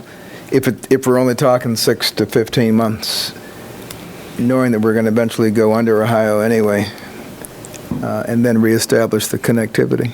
I mean, if there's a significant cost. I think you're at least 2 years away from having the inlet works or the construction on the actual trail approach Ohio Street. For this part crossing. on this map here. Right. So even if we put the crossing in, it should now be the there trail at least, wouldn't be. at least should be there at least a couple years, maybe longer. But the trail wouldn't be ready to meet with this crossing for another. The trail will be done hopefully by the end of this summer. So the 2 years would be the under. Right. We're at least 2 years away from having the box underneath Ohio. I suspect probably longer. But the box is foundational to the amount of water that we can put into the river, right? That's the bottleneck for the entire system. Yeah, it'll be part of the first phases, but we're 30% plans complete this fall, and then it'll be at least a year or a year and a half on final plans for certain segments of the project, which this should be one of them, Ohio Street crossing. So then a year and a half later, then you start construction, then it's going to take another year to build that. So you're a while before it's in place. Added 5 years to it, or 4 to 5 years. It's going to be a while with a year and a half design plus a year and a half of construction. I think it's 3. The only other question, once the trail goes through the box culvert, is this anticipated to be a spot that people would still want to come up off the trail to, let's say, yes, get off at Ohio, so to speak? I mean, yeah, to where the crossing our might still have a useful purpose. Could, and we would still have, a sidewalk that goes up to the surface on both sides, we would assume. So, yeah. You have a slide of that connection if you want to show them that. But yeah, which one is that? There's a connection that it loops around to the north and connects with the Ohio Street sidewalk. I can't remember which one that is, Jim. Do you remember which one that is? On the slides that I had prepared for next week. Okay. Here? It shows the existing easement and then the proposed easement and then the layout of the trail. Yeah, while he's looking for that, I know that one of the things on our, Parks Master Plan and all that is individuals want more walking, / biking trails, and I think this fills a need, but I'm a little bit with Commissioner Franz that I see a little bit of an issue with that type of light right there, being that close to Crawford. And what bothers me is, and I know as Commissioner Franz bikes also, is to be on one side of, whether I'm on the east side or west side of Ohio Street and have another car 5 feet away going behind me at 40 miles an hour. If it was a complete stop, I don't think the public would like it, but I would feel safer about it than I do with the blinking lights. I have a question just regarding this grant in general. Is this something that's available yearly? Is this like a once in a lifetime event? I'm wondering if maybe it's just not the right time for this grant. And I know that would mean we are out the $62,000 to HDR regardless, but Nah, the design is good for, I think design's good for a while.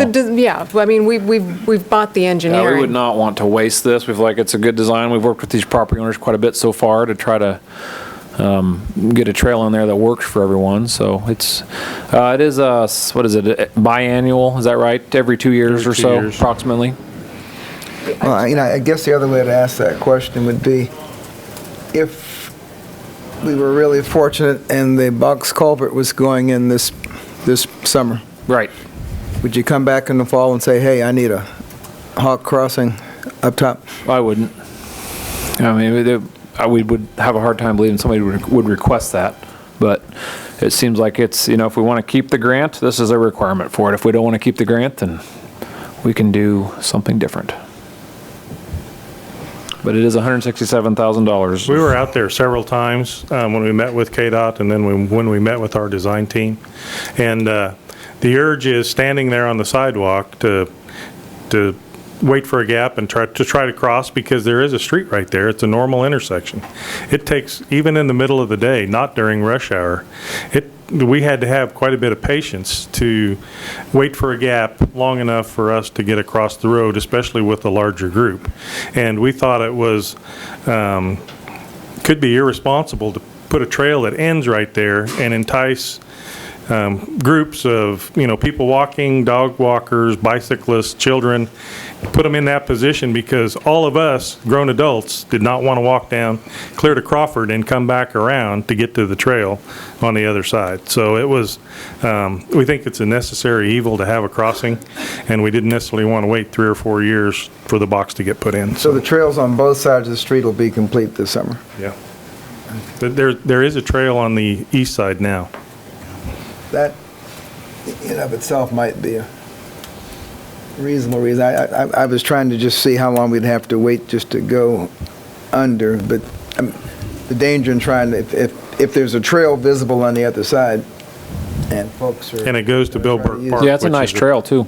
It's a very popular place. I agree with that remark, because even with or without the trail, there needs to be a crosswalk in there, in my opinion. That's a long expanse from Greeley to Crawford, to run for your life across that width of Ohio Street. And I see a lot of people do it, as well as the right and left-hand turn traffic that's trying to go in the church and the YMCA and the other activities that are there.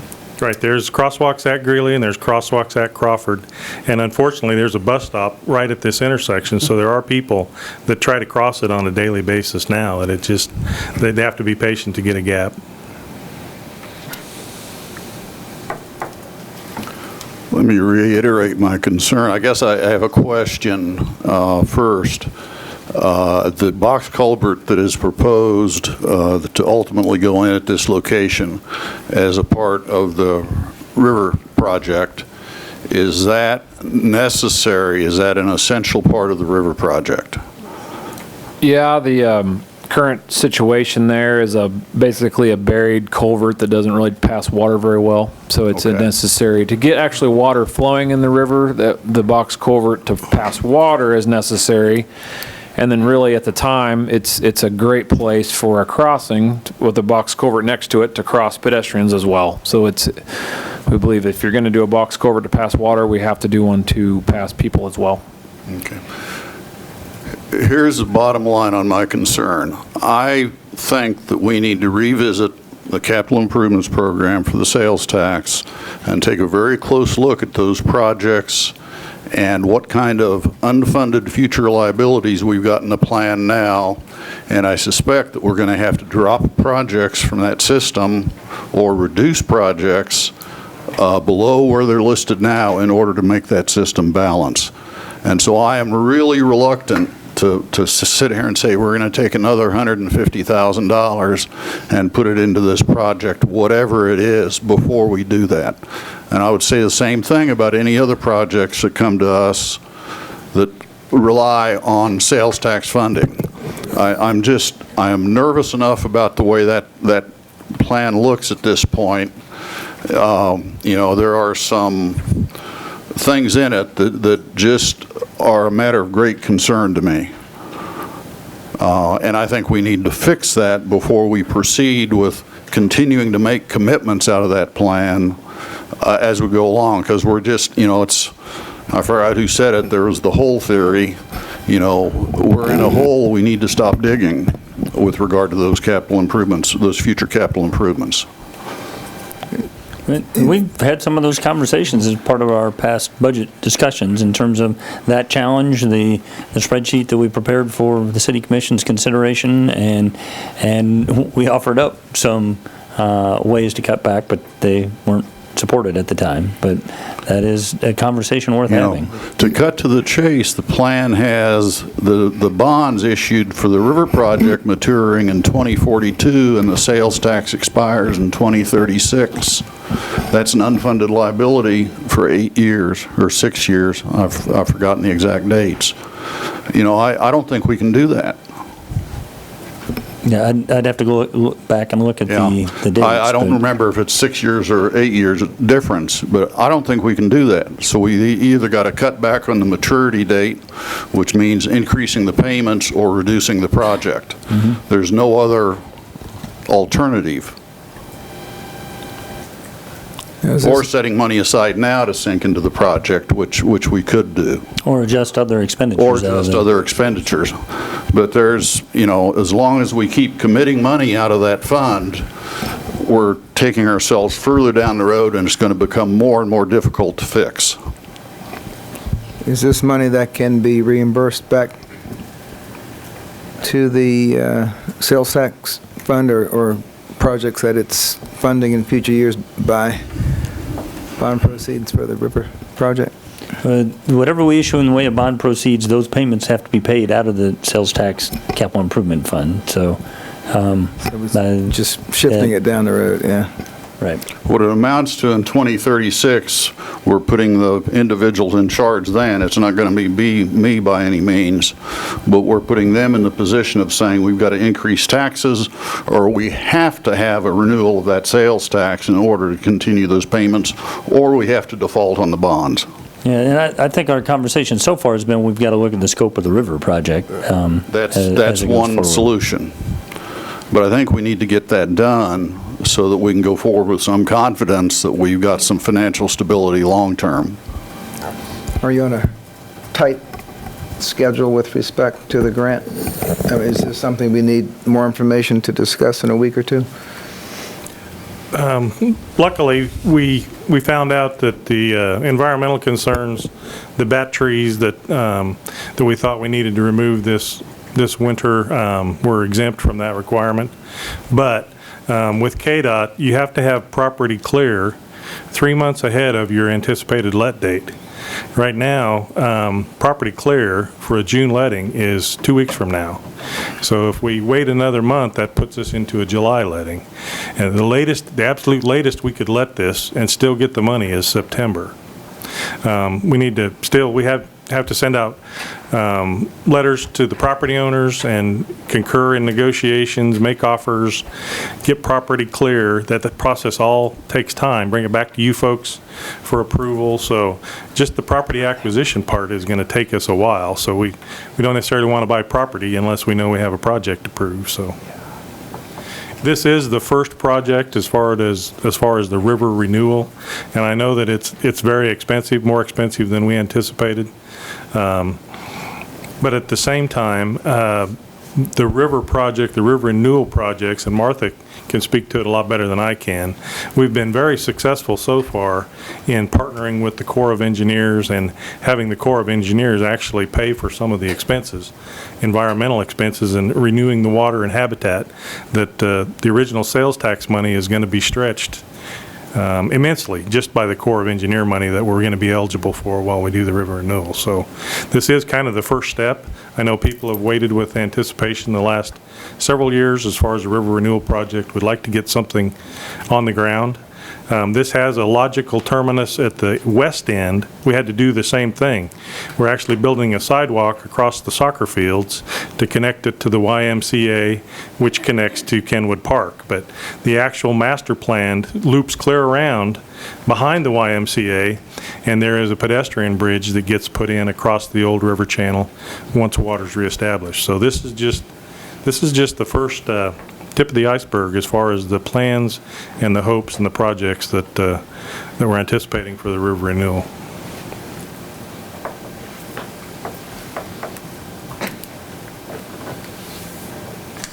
Okay, any other questions? Okay, any comments from the public? Hi, my name is Jane Anderson. I live at 6360 East Iron Avenue, and I'm sorry I missed some of this, but I did see some of it on TV. So the one thing you have to consider if you get back a grant, they're going to approach KDOT again 2 more times. So we hope this is just the first of several more grants. There's no guarantee that you'll get them, but if you turn back money, you'll have no chance to get any more trail dollars from KDOT. I think that's maybe not the wisest decision when we think that there's a possibility to get some more money out of KDOT. So it is competitive, but when they've been able to pull one in, I'm hoping they can do it again, and that will be through HDR is going to write that grant. So, and the other thing is the trails were the #1 object in the hopes of the community. With the river project, it came up as #1 every time it was surveyed, that the general public would really like trails, and that has always been the #1 thing. And so I'm hoping that you will think that this trail project's not a waste of your community dollars, but it's what people want. And so we would be very pleased if you would consider taking a chance with this trail. Is important. It will be important to the YMCA for sure, and it will be important to the community, and to connect it to the rest of the trail system creates that the connectingness that is really essential for a trail to be able to become part of the bigger picture of trail systems in this community. So I'm not sure I missed some of the other stuff of what happened. And the thing with the Corps is that we're really close. I know it's been a long journey, but the Corps, I think if I remember properly, we'll know by this December if we get their dollars. And it's been a very positive relationship with them. And so even though the community is putting forth a lovely segment of sales tax dollars, that's already been, if we get the $10 million at banks, those sales tax dollars have already initially got the interest of the Corps. It's got the interest of KDOT, and we're hoping it's just the beginning of other fundraising that we're planning on doing, especially on this pedestrian underpass. That is one project that the Friends is going to try to find some dollars for that. But if you start pulling back and saying the project is bad and everything, that is not going to be helpful for the Friends to help fundraise for these projects. We feel like the trail system is #1, and that connectivity bridge is so important. That we're willing to take on a project that isn't super beautiful, but incredibly important to the trail system and to the health and wellness and the fun project that this is going to be for our community. So I hope you don't see this as a waste of dollars, but an impact in the community that I'm not sure we can get any other way without the trails. The trails is the way that you're going to make this river accessible to everyone in this community. That's so important. And a cement trail makes it really accessible because that allows a handicapped person to be able to do it. The limestone trails are lovely and they serve their own purpose, but it's not really that accessible to a handicapped person. And I've had other people tell me that many times. So this is an important place to be accessible. Thank you. Thank you.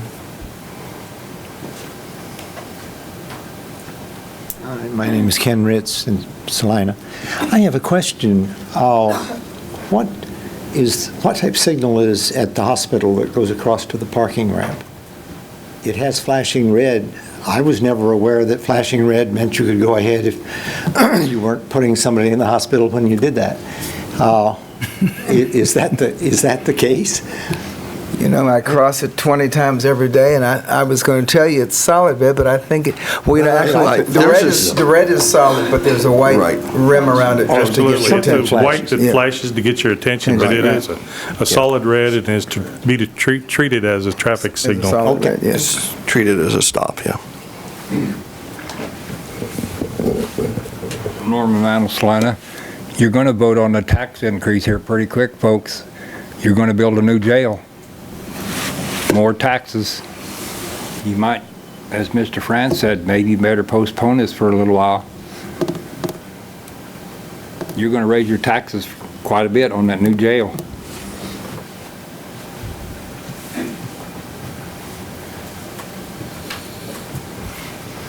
if I might.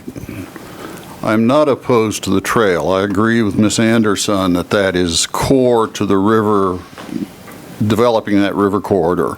I would like to see a trail developed. What I'm uncomfortable with is a 25% hit when it comes time to actually do the project that was not anticipated, and I am extremely uncomfortable with the status of our plan to move forward. I simply don't think we have the resources to do the plan as it now stands in the capital improvements program without affecting some other programs rather seriously, and I just think we need to deal with that. And, you know, I would like to deal with that up front instead of waiting another 2 or 5 years down the road when we no longer have the resources to deal with it. That being said, if there's nobody else has a motion, I would move that we go ahead and accept the supplemental agreement with HDR to compensate them for the work that they have done. Second. Okay. We have a motion and a second to discussion. Yeah, to approve the supplement as stated. Okay, further So discussion? this would be to approve the payment for work that's been done for Approve design. supplemental agreement number 1 is, I believe, the way it's in the amount of $11,600. Yeah, we'll be back to you at future times for right-of-way and for construction, so we've got some more times you'll have to debate this, but this is just for the $11,600 for the design. And this is not, and this is work that's, I'm assuming, already been done, or a lot of it? Majority most of it? has, yes, correct. And this is not addressing the actual payment for the trail?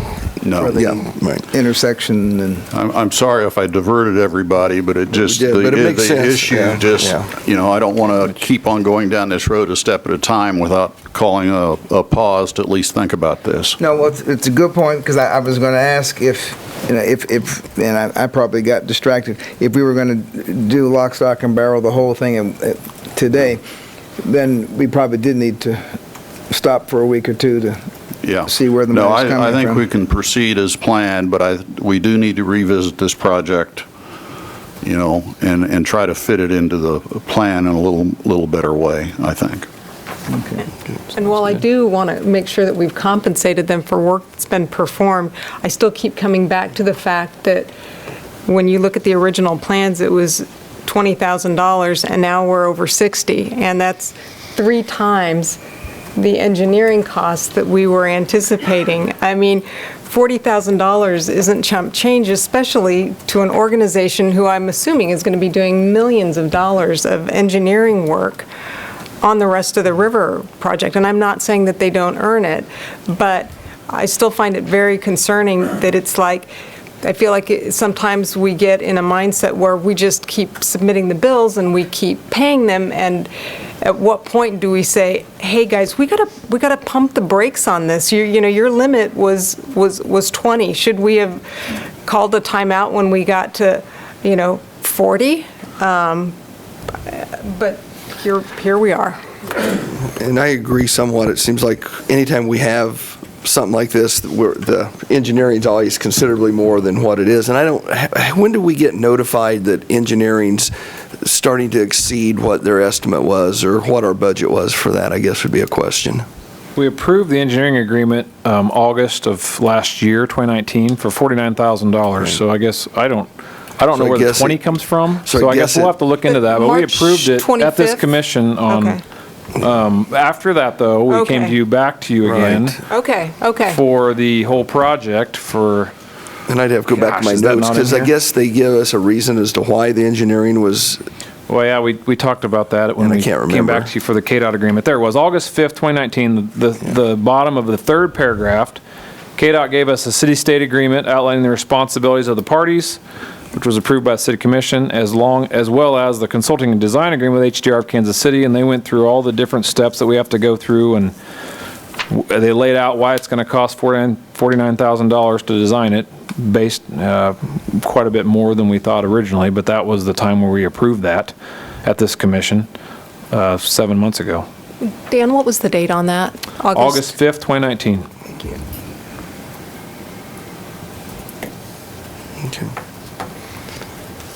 Okay, we have a motion and a second to approve supplemental agreement number 1 on, all those in favor?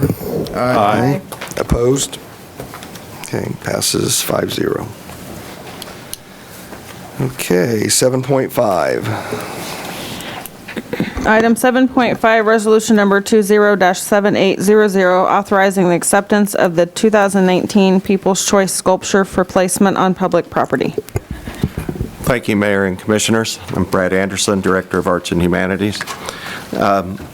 We're coming to you today with kind of a split issue. Normally, we have come before you to both accept the piece and its placement, but due to timing and scheduling of Sculpture Tour having adequate time to be able to sell and market the pieces that were not selected, we've split the item, and we'll be back to you after Community Art and Design and Salina Arts and Humanities, and in consultation with representatives of Sculpture Tour, be able to present a tentative location for your approval. So for today, the item before you is this year's recommendation or selection by citizens who voted with your previous authorization from 10 years ago to allow the department to spend up to $15,000 each year for the People's Choice. The voting takes place from May until the end of December, and then from the eligible pieces that the artist has been willing to sell for that amount. In the event that sculpture costs more than the $15,000, they either agree to sell it for $15,000 or they are not included in that mix. And in the event it was something less expensive, we wouldn't be obligated to pay the full amount. It would just be the retail value. This year's piece will utilize all of the $15,000, and then I think we'll take a break here. This is also the first time that we've used this meeting to reveal the piece. Typically, I think the commissioners have been invited to attend the unveiling. We are exploring a location that is a little different this year. We're looking at a median in South Salina near Ohio and Belmont, and exploring that with our committees and commissions. But with that in mind, and the idea that we didn't have a location specific, the decision was made to come before you today. So I'm going to ask to share a little bit of my time and have Penny Bettles, representing Sculpture Tour and helping administrate the program on behalf of Sculpture Tour Salina, come and tell you a little bit more and present you with this year's People's Choice. So. Thank you, Mayor, and thank you, Brad. So I'm Penny Bettles, Director of Salina Downtown Inc., and I also staff Sculpture Tour Salina. So for those of you at home, every year we select, this is our soon to be 10th year, but every year we select between 10 to 20 sculptures that are selected and then placed in downtown Salina. Sculptures remain installed for a full year, and the program is marketed to provide viewing opportunities for the public, the community, and visitors, as well as a sales opportunity for the participating artists. Since the program's inception in 2011, 41 sculptures have been purchased or donated, and that have stayed in Salina. That is estimated a little over $390,000 in public artwork. The People's Choice Award has become a great way for the community to become involved in public art.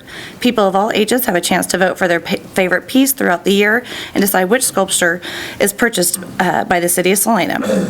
Through 2018, 8 pieces have been graciously purchased by the city of Salina for a total investment of $125,500 at a value of over $145,000. Like Brad alluded, the artist agrees to sell his piece at $15,000 or lower for what it's valued at. The Sculpture Tour Salina does recognize the top 3 pieces, and so the third place this year was Amelia's Jetpack, and this is by Jody Bliss from Monument, Colorado, and that won third place, and she'll get $500 through the Sculpture Tour funds. Second place was Nature, and this is by Del Lewis from Hastings, Minnesota. And this is Nature by Jody Bliss from Monument, Colorado. And Dale will receive 1,000. Third place will receive 500. Second place will receive 1,000, sorry. And then the first place, and this will stay in Salina, is Wheat Harvest by James Madges. And James is out of Hays, Kansas. He's a native of Kansas who grew up in a small town in western Kansas whose next door neighbor was a wheat field. Wheat Harvest is about recognizing the importance of wheat in our daily lives, stated James.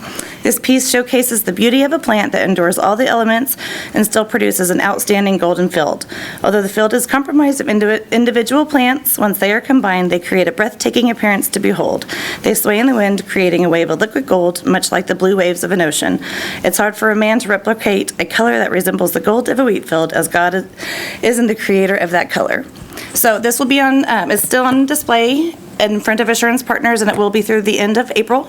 Until then, it'll become the property of City of Salina, and we will find a forever home for it soon. So, thank you guys.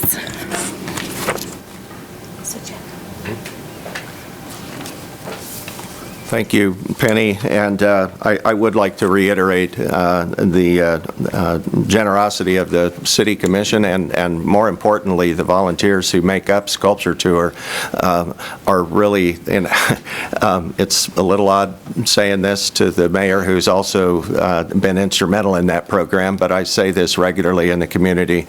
That particular program, along with some education efforts that we've made more intentionally over the last 8 years at Arts and Humanities, have done tremendous things to build energy, enthusiasm, excitement, and pride, and to have 40 pieces available throughout the community that we didn't have to buy them all is a really cool deal. And so when the citizens of Salina and business owners and other volunteers work together to help improve our community and help fulfill our mission as an organization, that's a sign of a healthy community. So we're excited to have that partnership and this opportunity. So before you today is in terms, and I will speak briefly so that you're fully aware of both the People's Choice and the other expenses, but we're estimating no more than $800 for engineering for the base of the piece, and no more than $3,000 for the footing and the steel reinforcements or whatever else is deemed necessary by the engineer to get that installed. We have that budgeted annually in that amount, so the total cost is within the department's spending authority, but acquiring a new piece for the permanent collection of the city is your prerogative. So if you chose at some time not to accept a piece, my job would get a lot harder. So with that being said, your choices today are acceptance of Resolution 207800 for the 2019 People's Choice Sculpture to be added to the public collection for placement on public property in Salina to be approved by the City Commission at a later date, or provide direction to staff regarding the acquisition and placement of the 2019 People's Choice Sculpture, or to deny the acceptance of this work and its placement, resulting in some difficult conversations with Sculpture Tour and citizens regarding what's been promised over the last year. So with that, I'll stand for questions. Well, personally, I think that's a phenomenal piece, and it's one of my favorites that we've had. I'm a little maybe disheartened to think it won't be in the downtown area. That will put it out in one of the other parts of the community. But yeah, my compliments to the creator of that and to the people for picking it. That's great.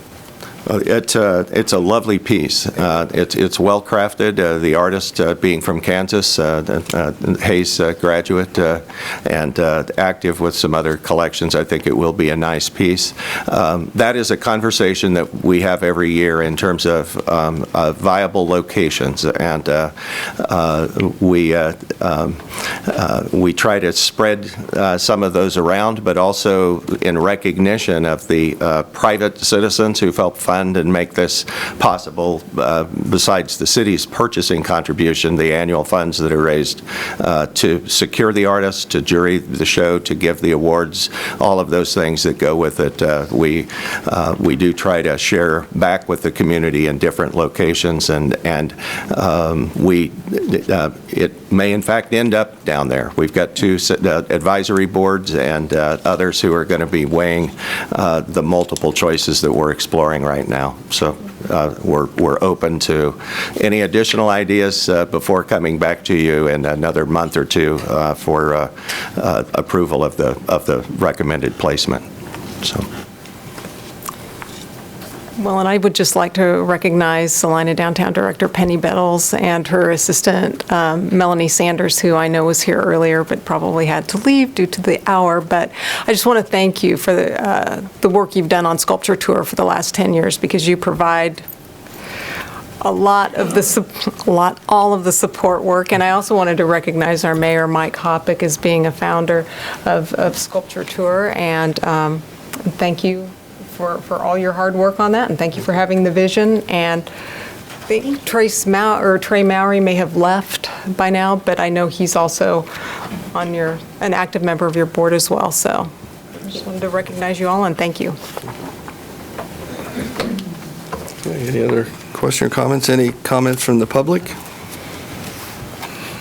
Okay, if not, I'll bring it back to the commission. Mayor, move acceptance of Resolution 20-7800 for the 2019 People's Choice Sculpture into the public collection for placement on public property in Salina, to be approved by the City Commission at a later date. Second. Okay, we have a motion and a second to approve Resolution number 20-7800. All those in favor? Aye. Opposed? Resolution passes 5-0. Okay, 7.6.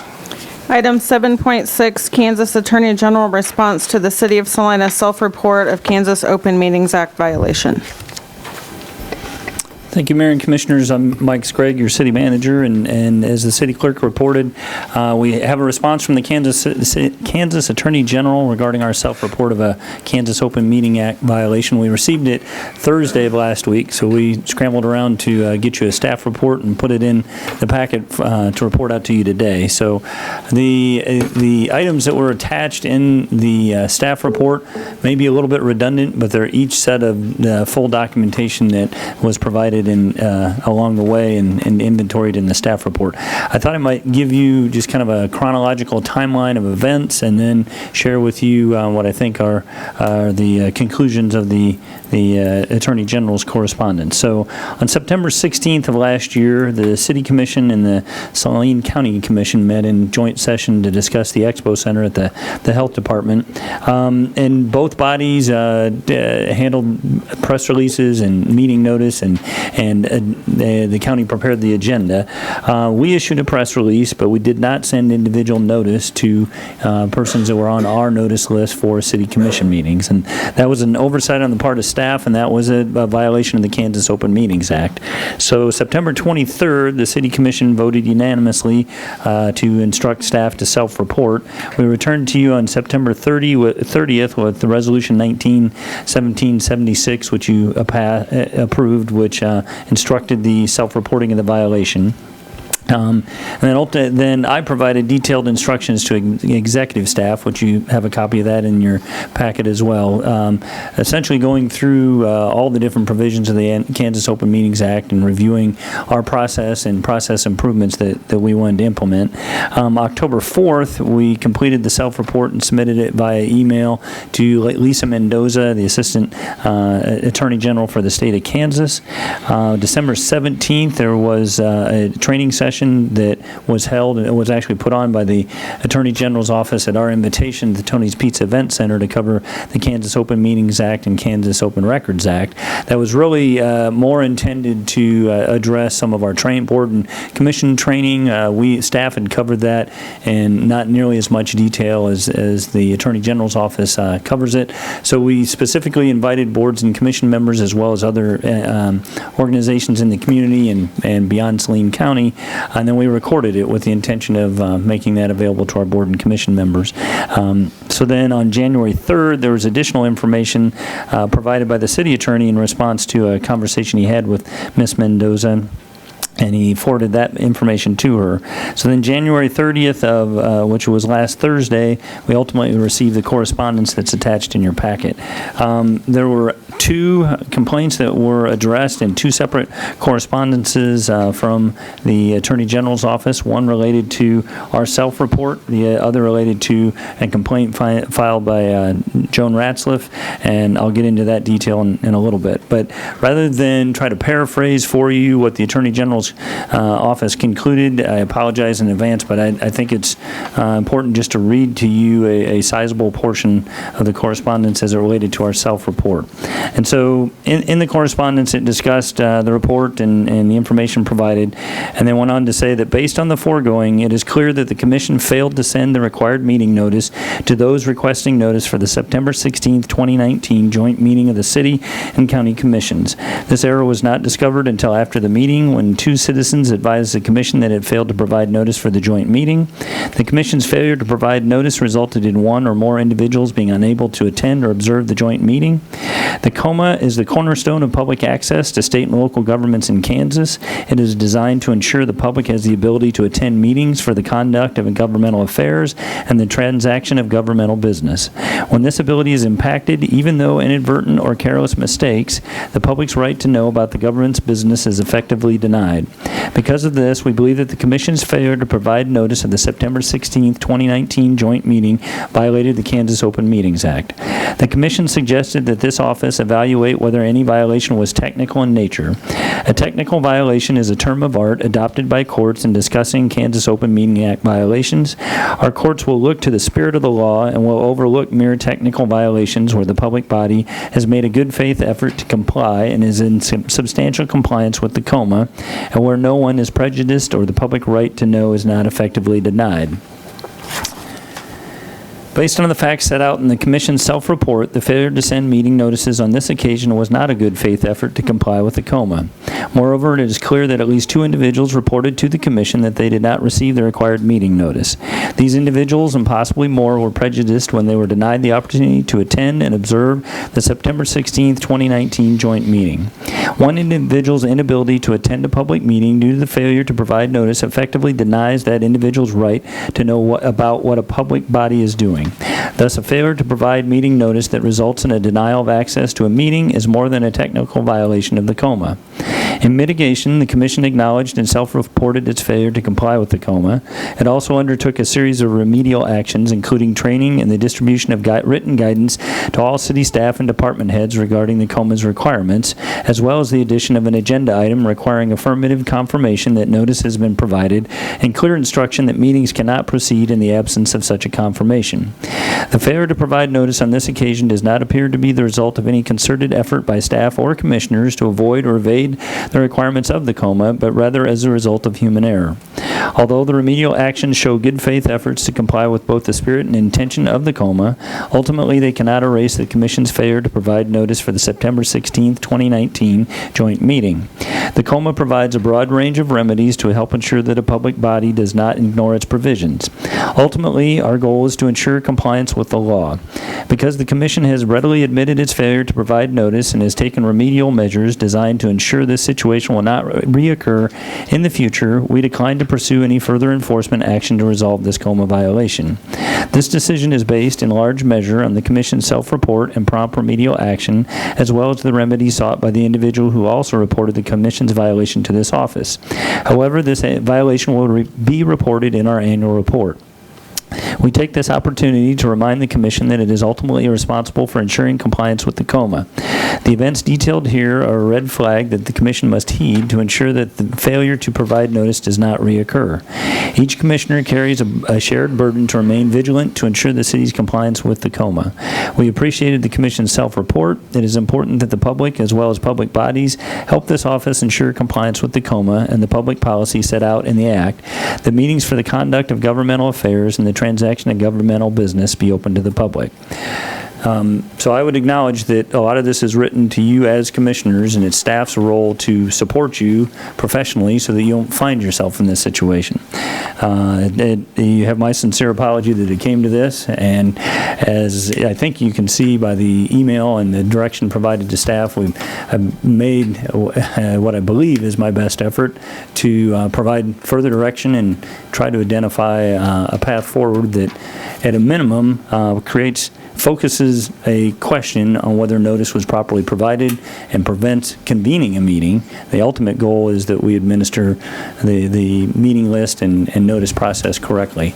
You may already be aware on the city's website we have a participate and engage section on our website that allows citizens to sign up for various types of notices. We try to inventory the different boards and commissions and topics so that it lets them kind of customize their subscription to that notice, and then they can also self-unsubscribe if they no longer wish to receive notice. So our focus is creating that opportunity as well as then administering, sending out notice accordingly. Now, having said that, staff's also very aware that it's not appropriate for us to direct them necessarily to that. If they make a request across the organization to a city employee, it's the expectation that we're going to communicate that to the appropriate department, to the city clerk's office, and we're going to get them entered into the notice system.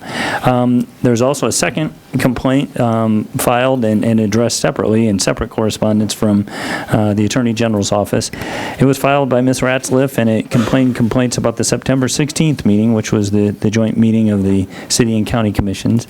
Notice about a February 22nd, 2018 City Commission meeting, a December 12th, 2017 Human Relations Commission meeting, a February 13th, 2018 Human Relations Commission meeting, an April 19th, 2018 Solid Waste Management Committee meeting, and an April 18th, 2019 Solid Waste Management Committee study session. I'm sorry, I think both of those solid waste meetings were study sessions. And so they, I believe, had a little bit of conversation with us, but didn't ask us to respond separately and distinctly, although they did provide separate correspondence. So once again, I'm going to apologize. This is a little bit shorter, but I would like to read to you from the Attorney General's office correspondence on those complaints. The KOMA provides a broad range of remedies to help ensure that a public body does not ignore its provisions. Ultimately, our goal in this, some of this is identical, I apologize, but I don't want to be remiss in omitting anything. Ultimately, our goal is to ensure compliance with the law. We have not received any other recent complaints against the City Commission related to providing notice. Even so, the City's failure to provide meeting notice to you on September 16, 2019 violated the KOMA. However, because it appears the failure to provide notice here was the result of internal confusion and is essentially an administrative oversight due to human error and not a deliberate or intentional attempt to subvert the KOMA, we decline to pursue formal enforcement action to resolve this matter. This decision is based in large measure on the remedies sought in each of your complaints, as well as the prompt remedial measures taken by the City. We will, however, report this violation in the annual report required by the provisions of KSA 2019 Supplement 75-753. In light of these developments, unless we hear from you on or before Friday, February 7th, 2020, we will consider our files on these matters closed. Thank you for bringing these matters to our attention. It's important for the public to help this office ensure that public bodies, like the City Commission, comply with the public policy set out in the KOMA, that meetings for the conduct of the governmental affairs and the transaction of governmental business be open to the public.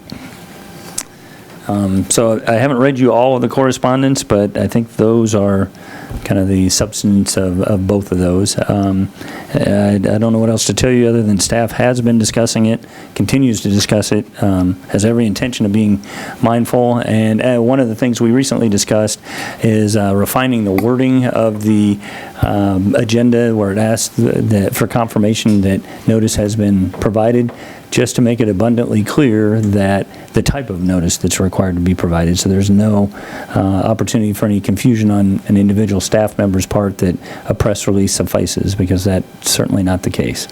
So with that, I'd be happy to try to answer any questions. Any questions for staff?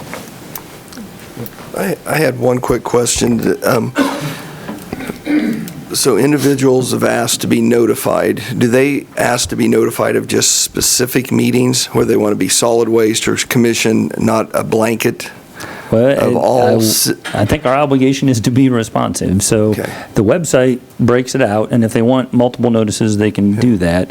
If they approach a staff member, I think we would try to get clarification. But if the expectation is, I want notice of all meetings, then my expectation is, well, then the second part of that is whether email is an acceptable form of notice to them. If not, we're required to send mailed notice. But if they indicate they want multiple or they want all, then our obligation would be to add them to the appropriate list. Is there a time limit if you have to use what I call snail mail? How does that have to be sent in so many statutorily days? It doesn't provide anything.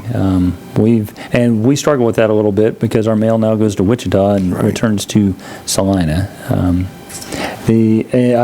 sorry, I thought you were going to ask a different question. The statute does provide for a renewal type process that we could say they expire and you have to resubmit. Given the nature of the email subscription list, I've not chosen to do that. Just rather than place more burden on the citizens, just leave them on the list and they can unsubscribe if they like. Again, this may be getting technical, but what's our responsibility if someone's email address changes and it bounces back to us? Unless they notify us, I don't know that we have any way of knowing. And with the subscription service, I think it's at least a little bit more user-friendly for them to be able to get something like that fixed. One final question. Under the Kansas Open Meetings Act, we're not required to publish in the newspaper or anything like that. Is that correct? Correct. The only thing that is required is if somebody asks for individual notice, we need to do that. But as far as we try to publish in the paper, on the news, whether now it's there are the some, KSL, whatever. In general, that's the case. There are some publication requirements for public hearings, planning and zoning items, budget public hearings, but just the run-of-the-mill Kansas Open Meeting Act notice that we're talking about here, no, it's not required to be published. Which I was surprised. I always thought that the notice was, public notice was, via, whether it's our website, the newspaper, radio stations, whatever. So, okay, thank you for that. Okay, a point of clarifications, because I thought I read somewhere in the material that if we used a conventional mail notice, it had to be a 3-day time period. That was my guidance. That was your guidance? Yeah, okay. I couldn't remember the context, but I remembered seeing something like that in the, Because I always worry somebody gets it the day of or the day after, and then are we out of compliance? That was my guidance to staff, but it's not statutory. I would like to say, since Mayor Hoppick inherited this from me, there is no smoking gun here. I'm not sure if people are looking for one, but there really isn't one to find. Not to say that we didn't err in not sending out the messages, but we're talking about a system that works 98% of the time. But the law allows that it has to work 100% of the time. But there really is a sincere effort to have all of these notices sent out each and every time. But sometimes little glitches happen. So I don't want there to be any lack of faith in our staff. We do, like you said, a majority of the time, an excellent job of trying to get notices out. I think Mr. Scragg and I have talked, and I think he has a quote from Dr. Hardy, who is our interim USD 305 here, of this last year, and he says, what was it? I hire a lot of humans, and they make human mistakes. Yeah, they do a lot of human things. So that's what happened here, I believe, and we are trying to do things to not, and that's the whole thing, is how do we correct the deficiency that we have going forward. So hopefully that's being taken care of. So this isn't an action item, but I would suggest that you. I'm going to open it up if there's any comments from the public, and I know Mrs. Ratzlaff's here, so.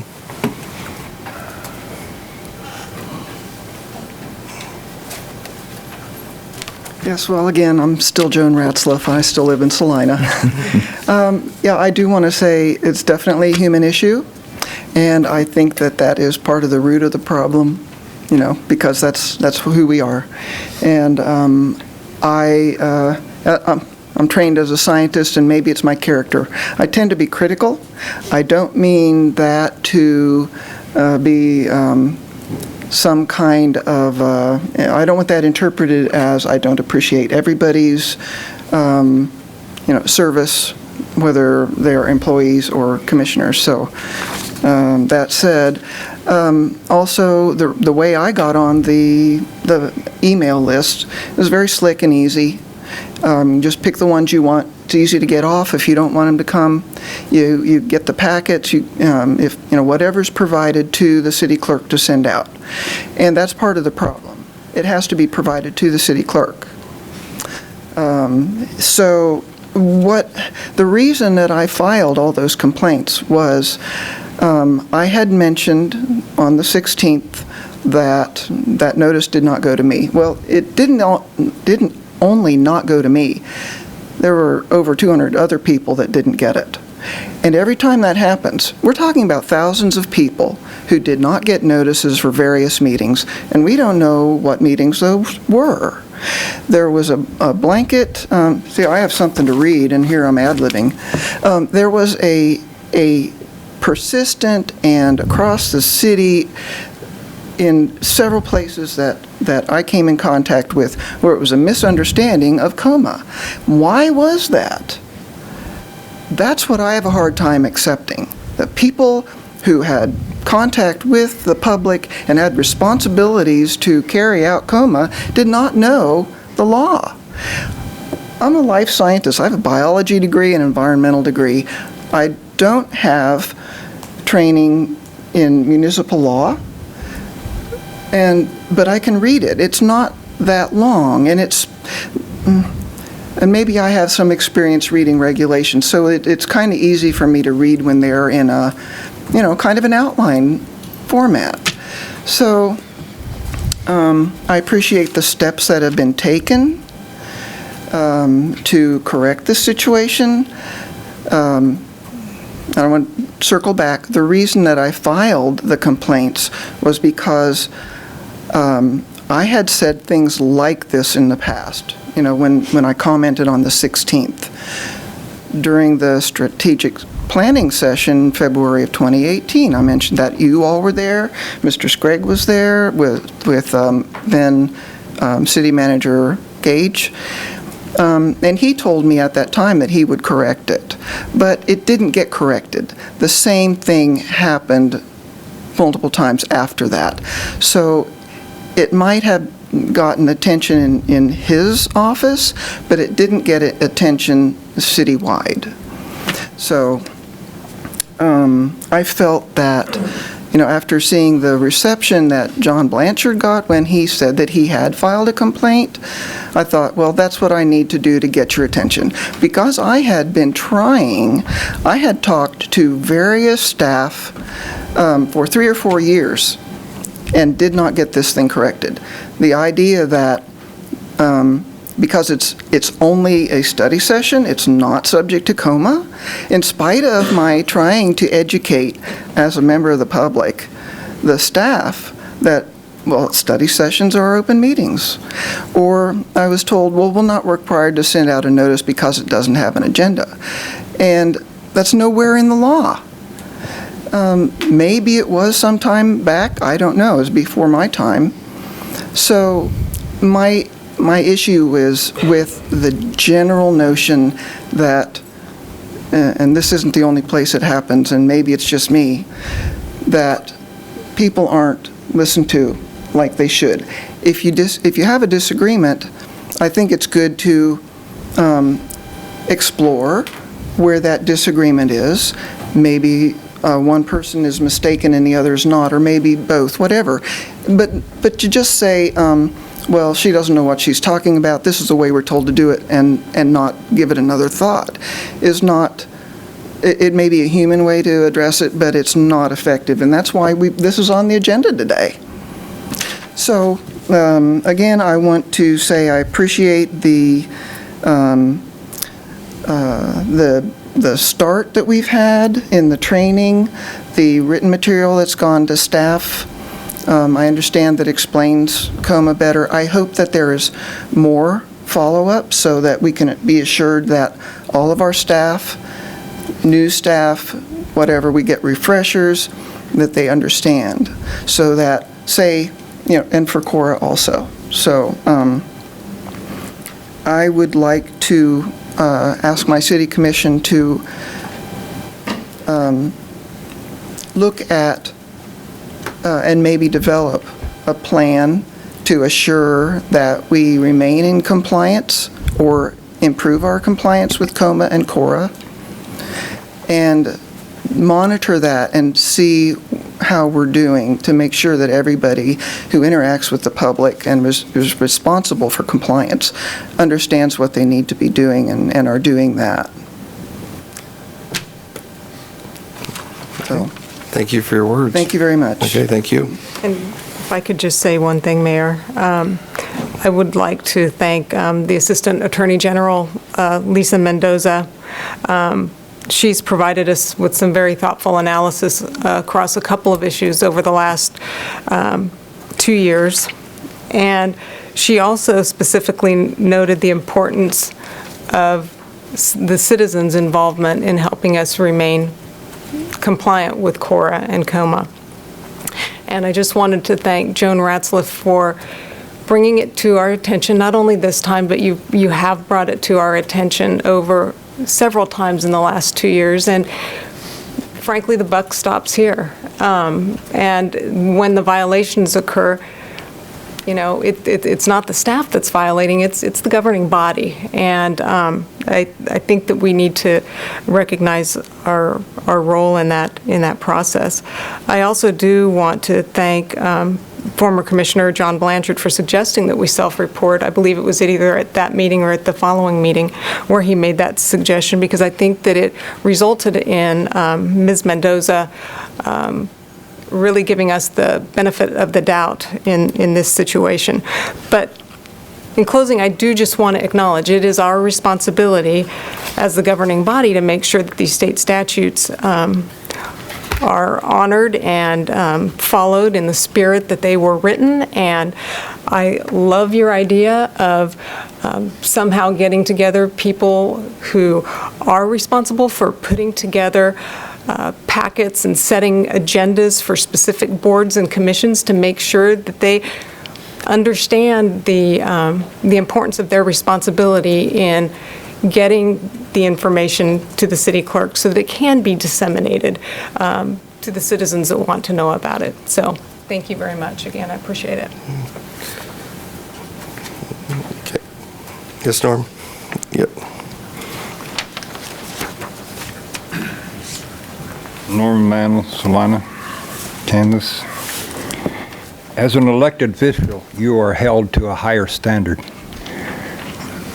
You're not allowed to make a mistake as an elected official.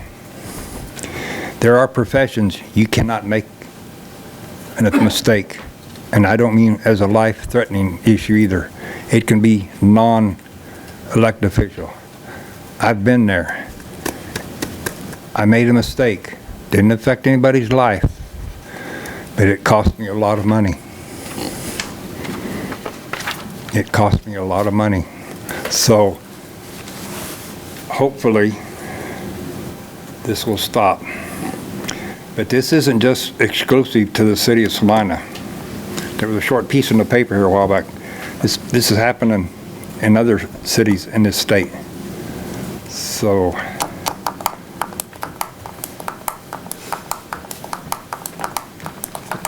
Thank you, Norm.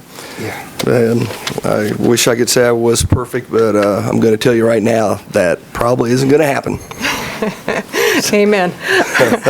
So. Not to you in general. Yeah. I didn't mean that the way it sounded.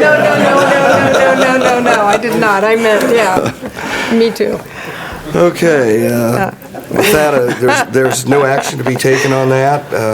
Again, we'll move forward with training ourselves and staff and other board members, hopefully, dealing with KOMA and KORA in the future.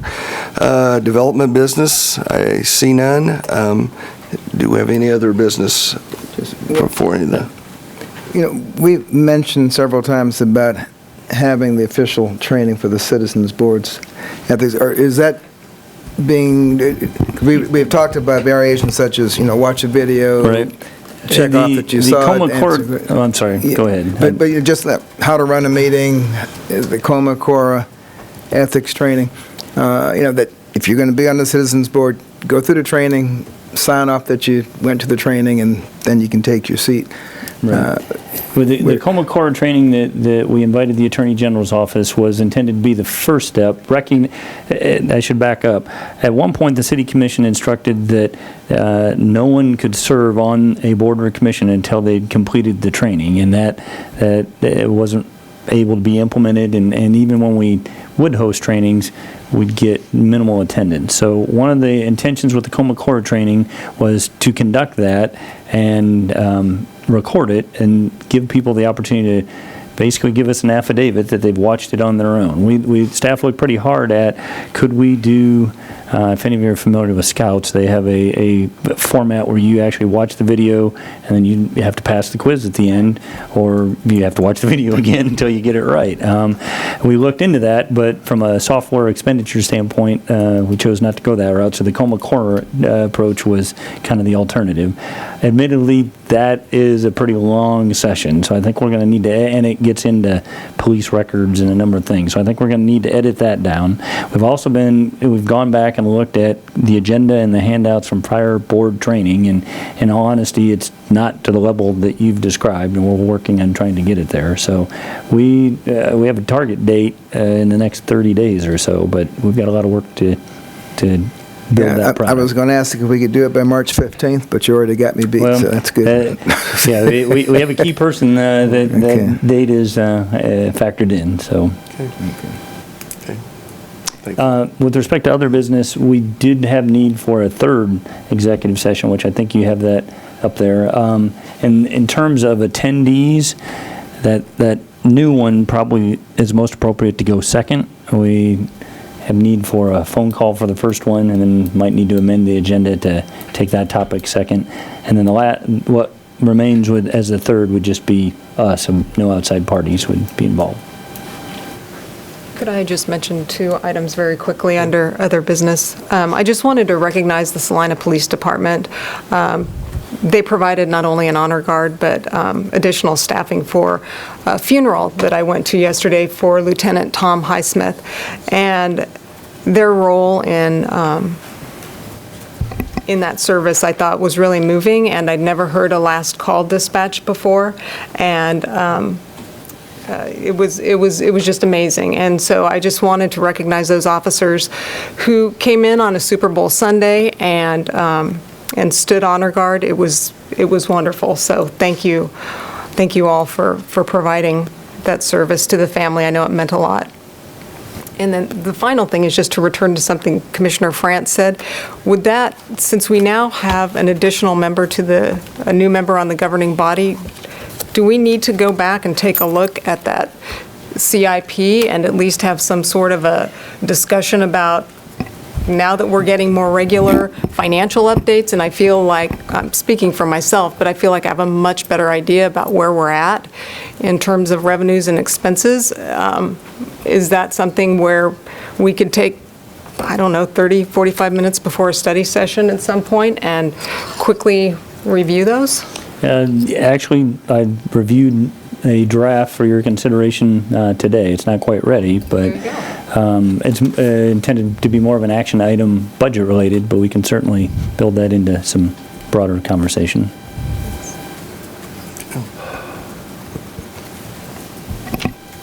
Okay, so we want to do 9.1 first? Yes, is that litigation? Sorry, I put my Mayor, notes away, but yes. Mayor Hoppick, I move the city commission recess into executive session for, I'm not sure how many minutes? For 25 minutes to discuss the subject of the city's claim arising from the detection, isolation, and cleanup of asbestos materials in the basement and basement stairwell of Fire Station Number 2 with special legal counsel Eileen Monk via telephone, based upon the need for consultation with an attorney for the public body, which would be deemed privileged in the attorney-client relationship pursuant to KSA 75-7319B2.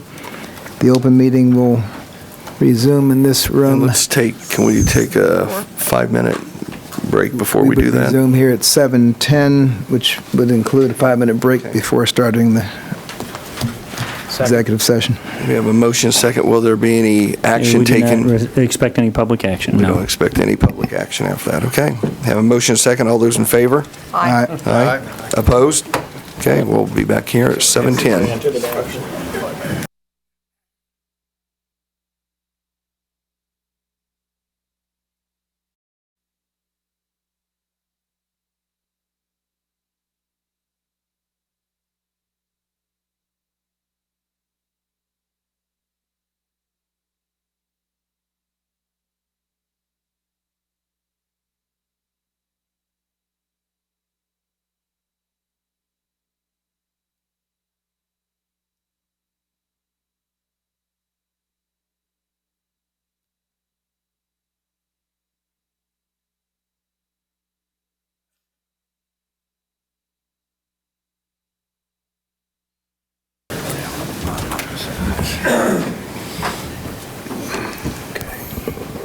Okay,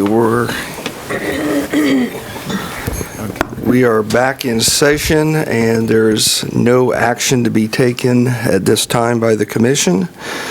So, Mr. Scragg, we want to move on to 9.3. Was that? Actually, you've got a new item which has outside parties, so my suggestion would be that you amend the agenda to address that topic as 9.2. I'm sorry, is that 9? We have a new agenda. I'm sorry. Me too. Have you renumbered the agenda? Updated agenda. So what is 9.2? Expo Center. Yes, and 9.3 is? Trade secrets. Okay, yes, we'd like to do 9.3 first. Okay. Mayor Hoppick, I request we move into executive session. Let me start again. I move the city commission recess into executive session for an undisclosed number of Let's try minutes. another 25 minutes. 25 minutes to discuss the subject of a specific economic development prospect based upon the need to discuss data relating to financial affairs or trade secrets of corporations, partnerships, trusts, and individual proprietorships pursuant to KSA 75-4319B4. The open meeting will resume in this room at 7:40. Have a motion. Do I have a second? Second. Motion to move into executive session for 25 minutes. All those in favor? Aye. Aye. Opposed? And I have three things for you on this. No action expected on this one either. Outside parties, Tim Rogers, Executive Director of the Airport Authority, and Mitch Robinson with the Saline County Economic Development Organization will be joining us as subject matter experts.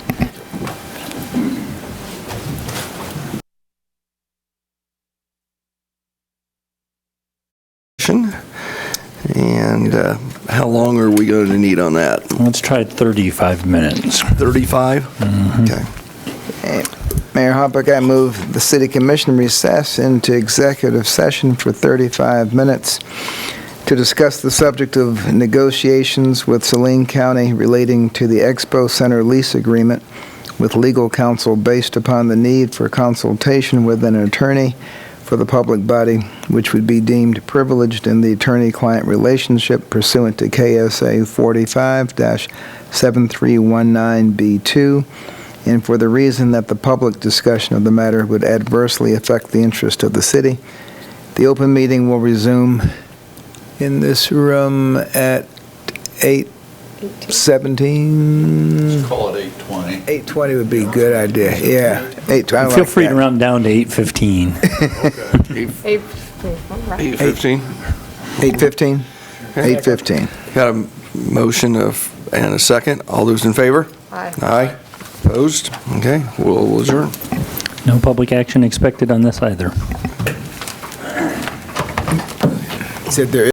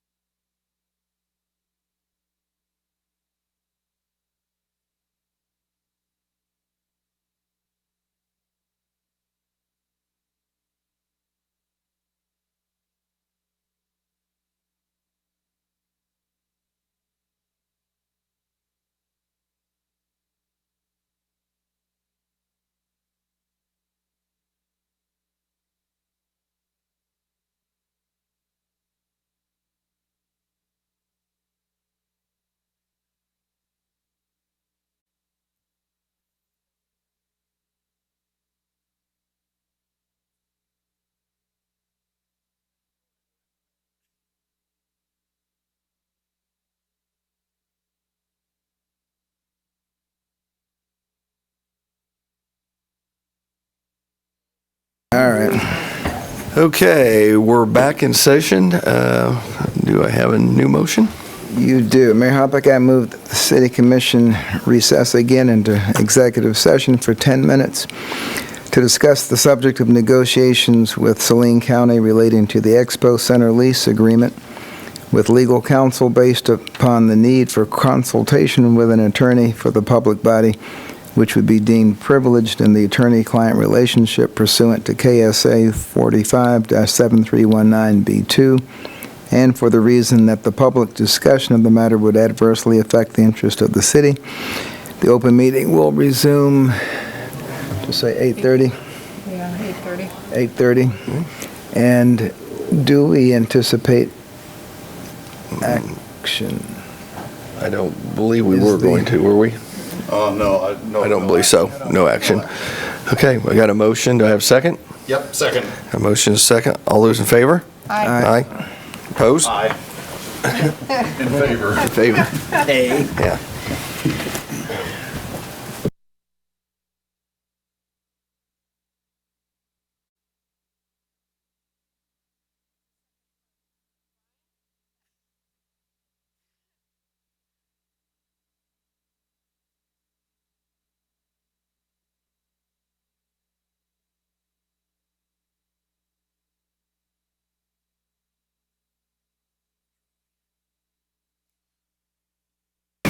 We'll do this tomorrow. Okay, we're back in session, and there is no action to be taken at this time.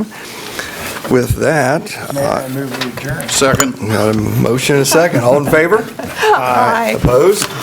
We're adjourned. I've discovered that if I'm Pretty going to make running a from the motion or a left-hand second, I've got to be very fast with you guys because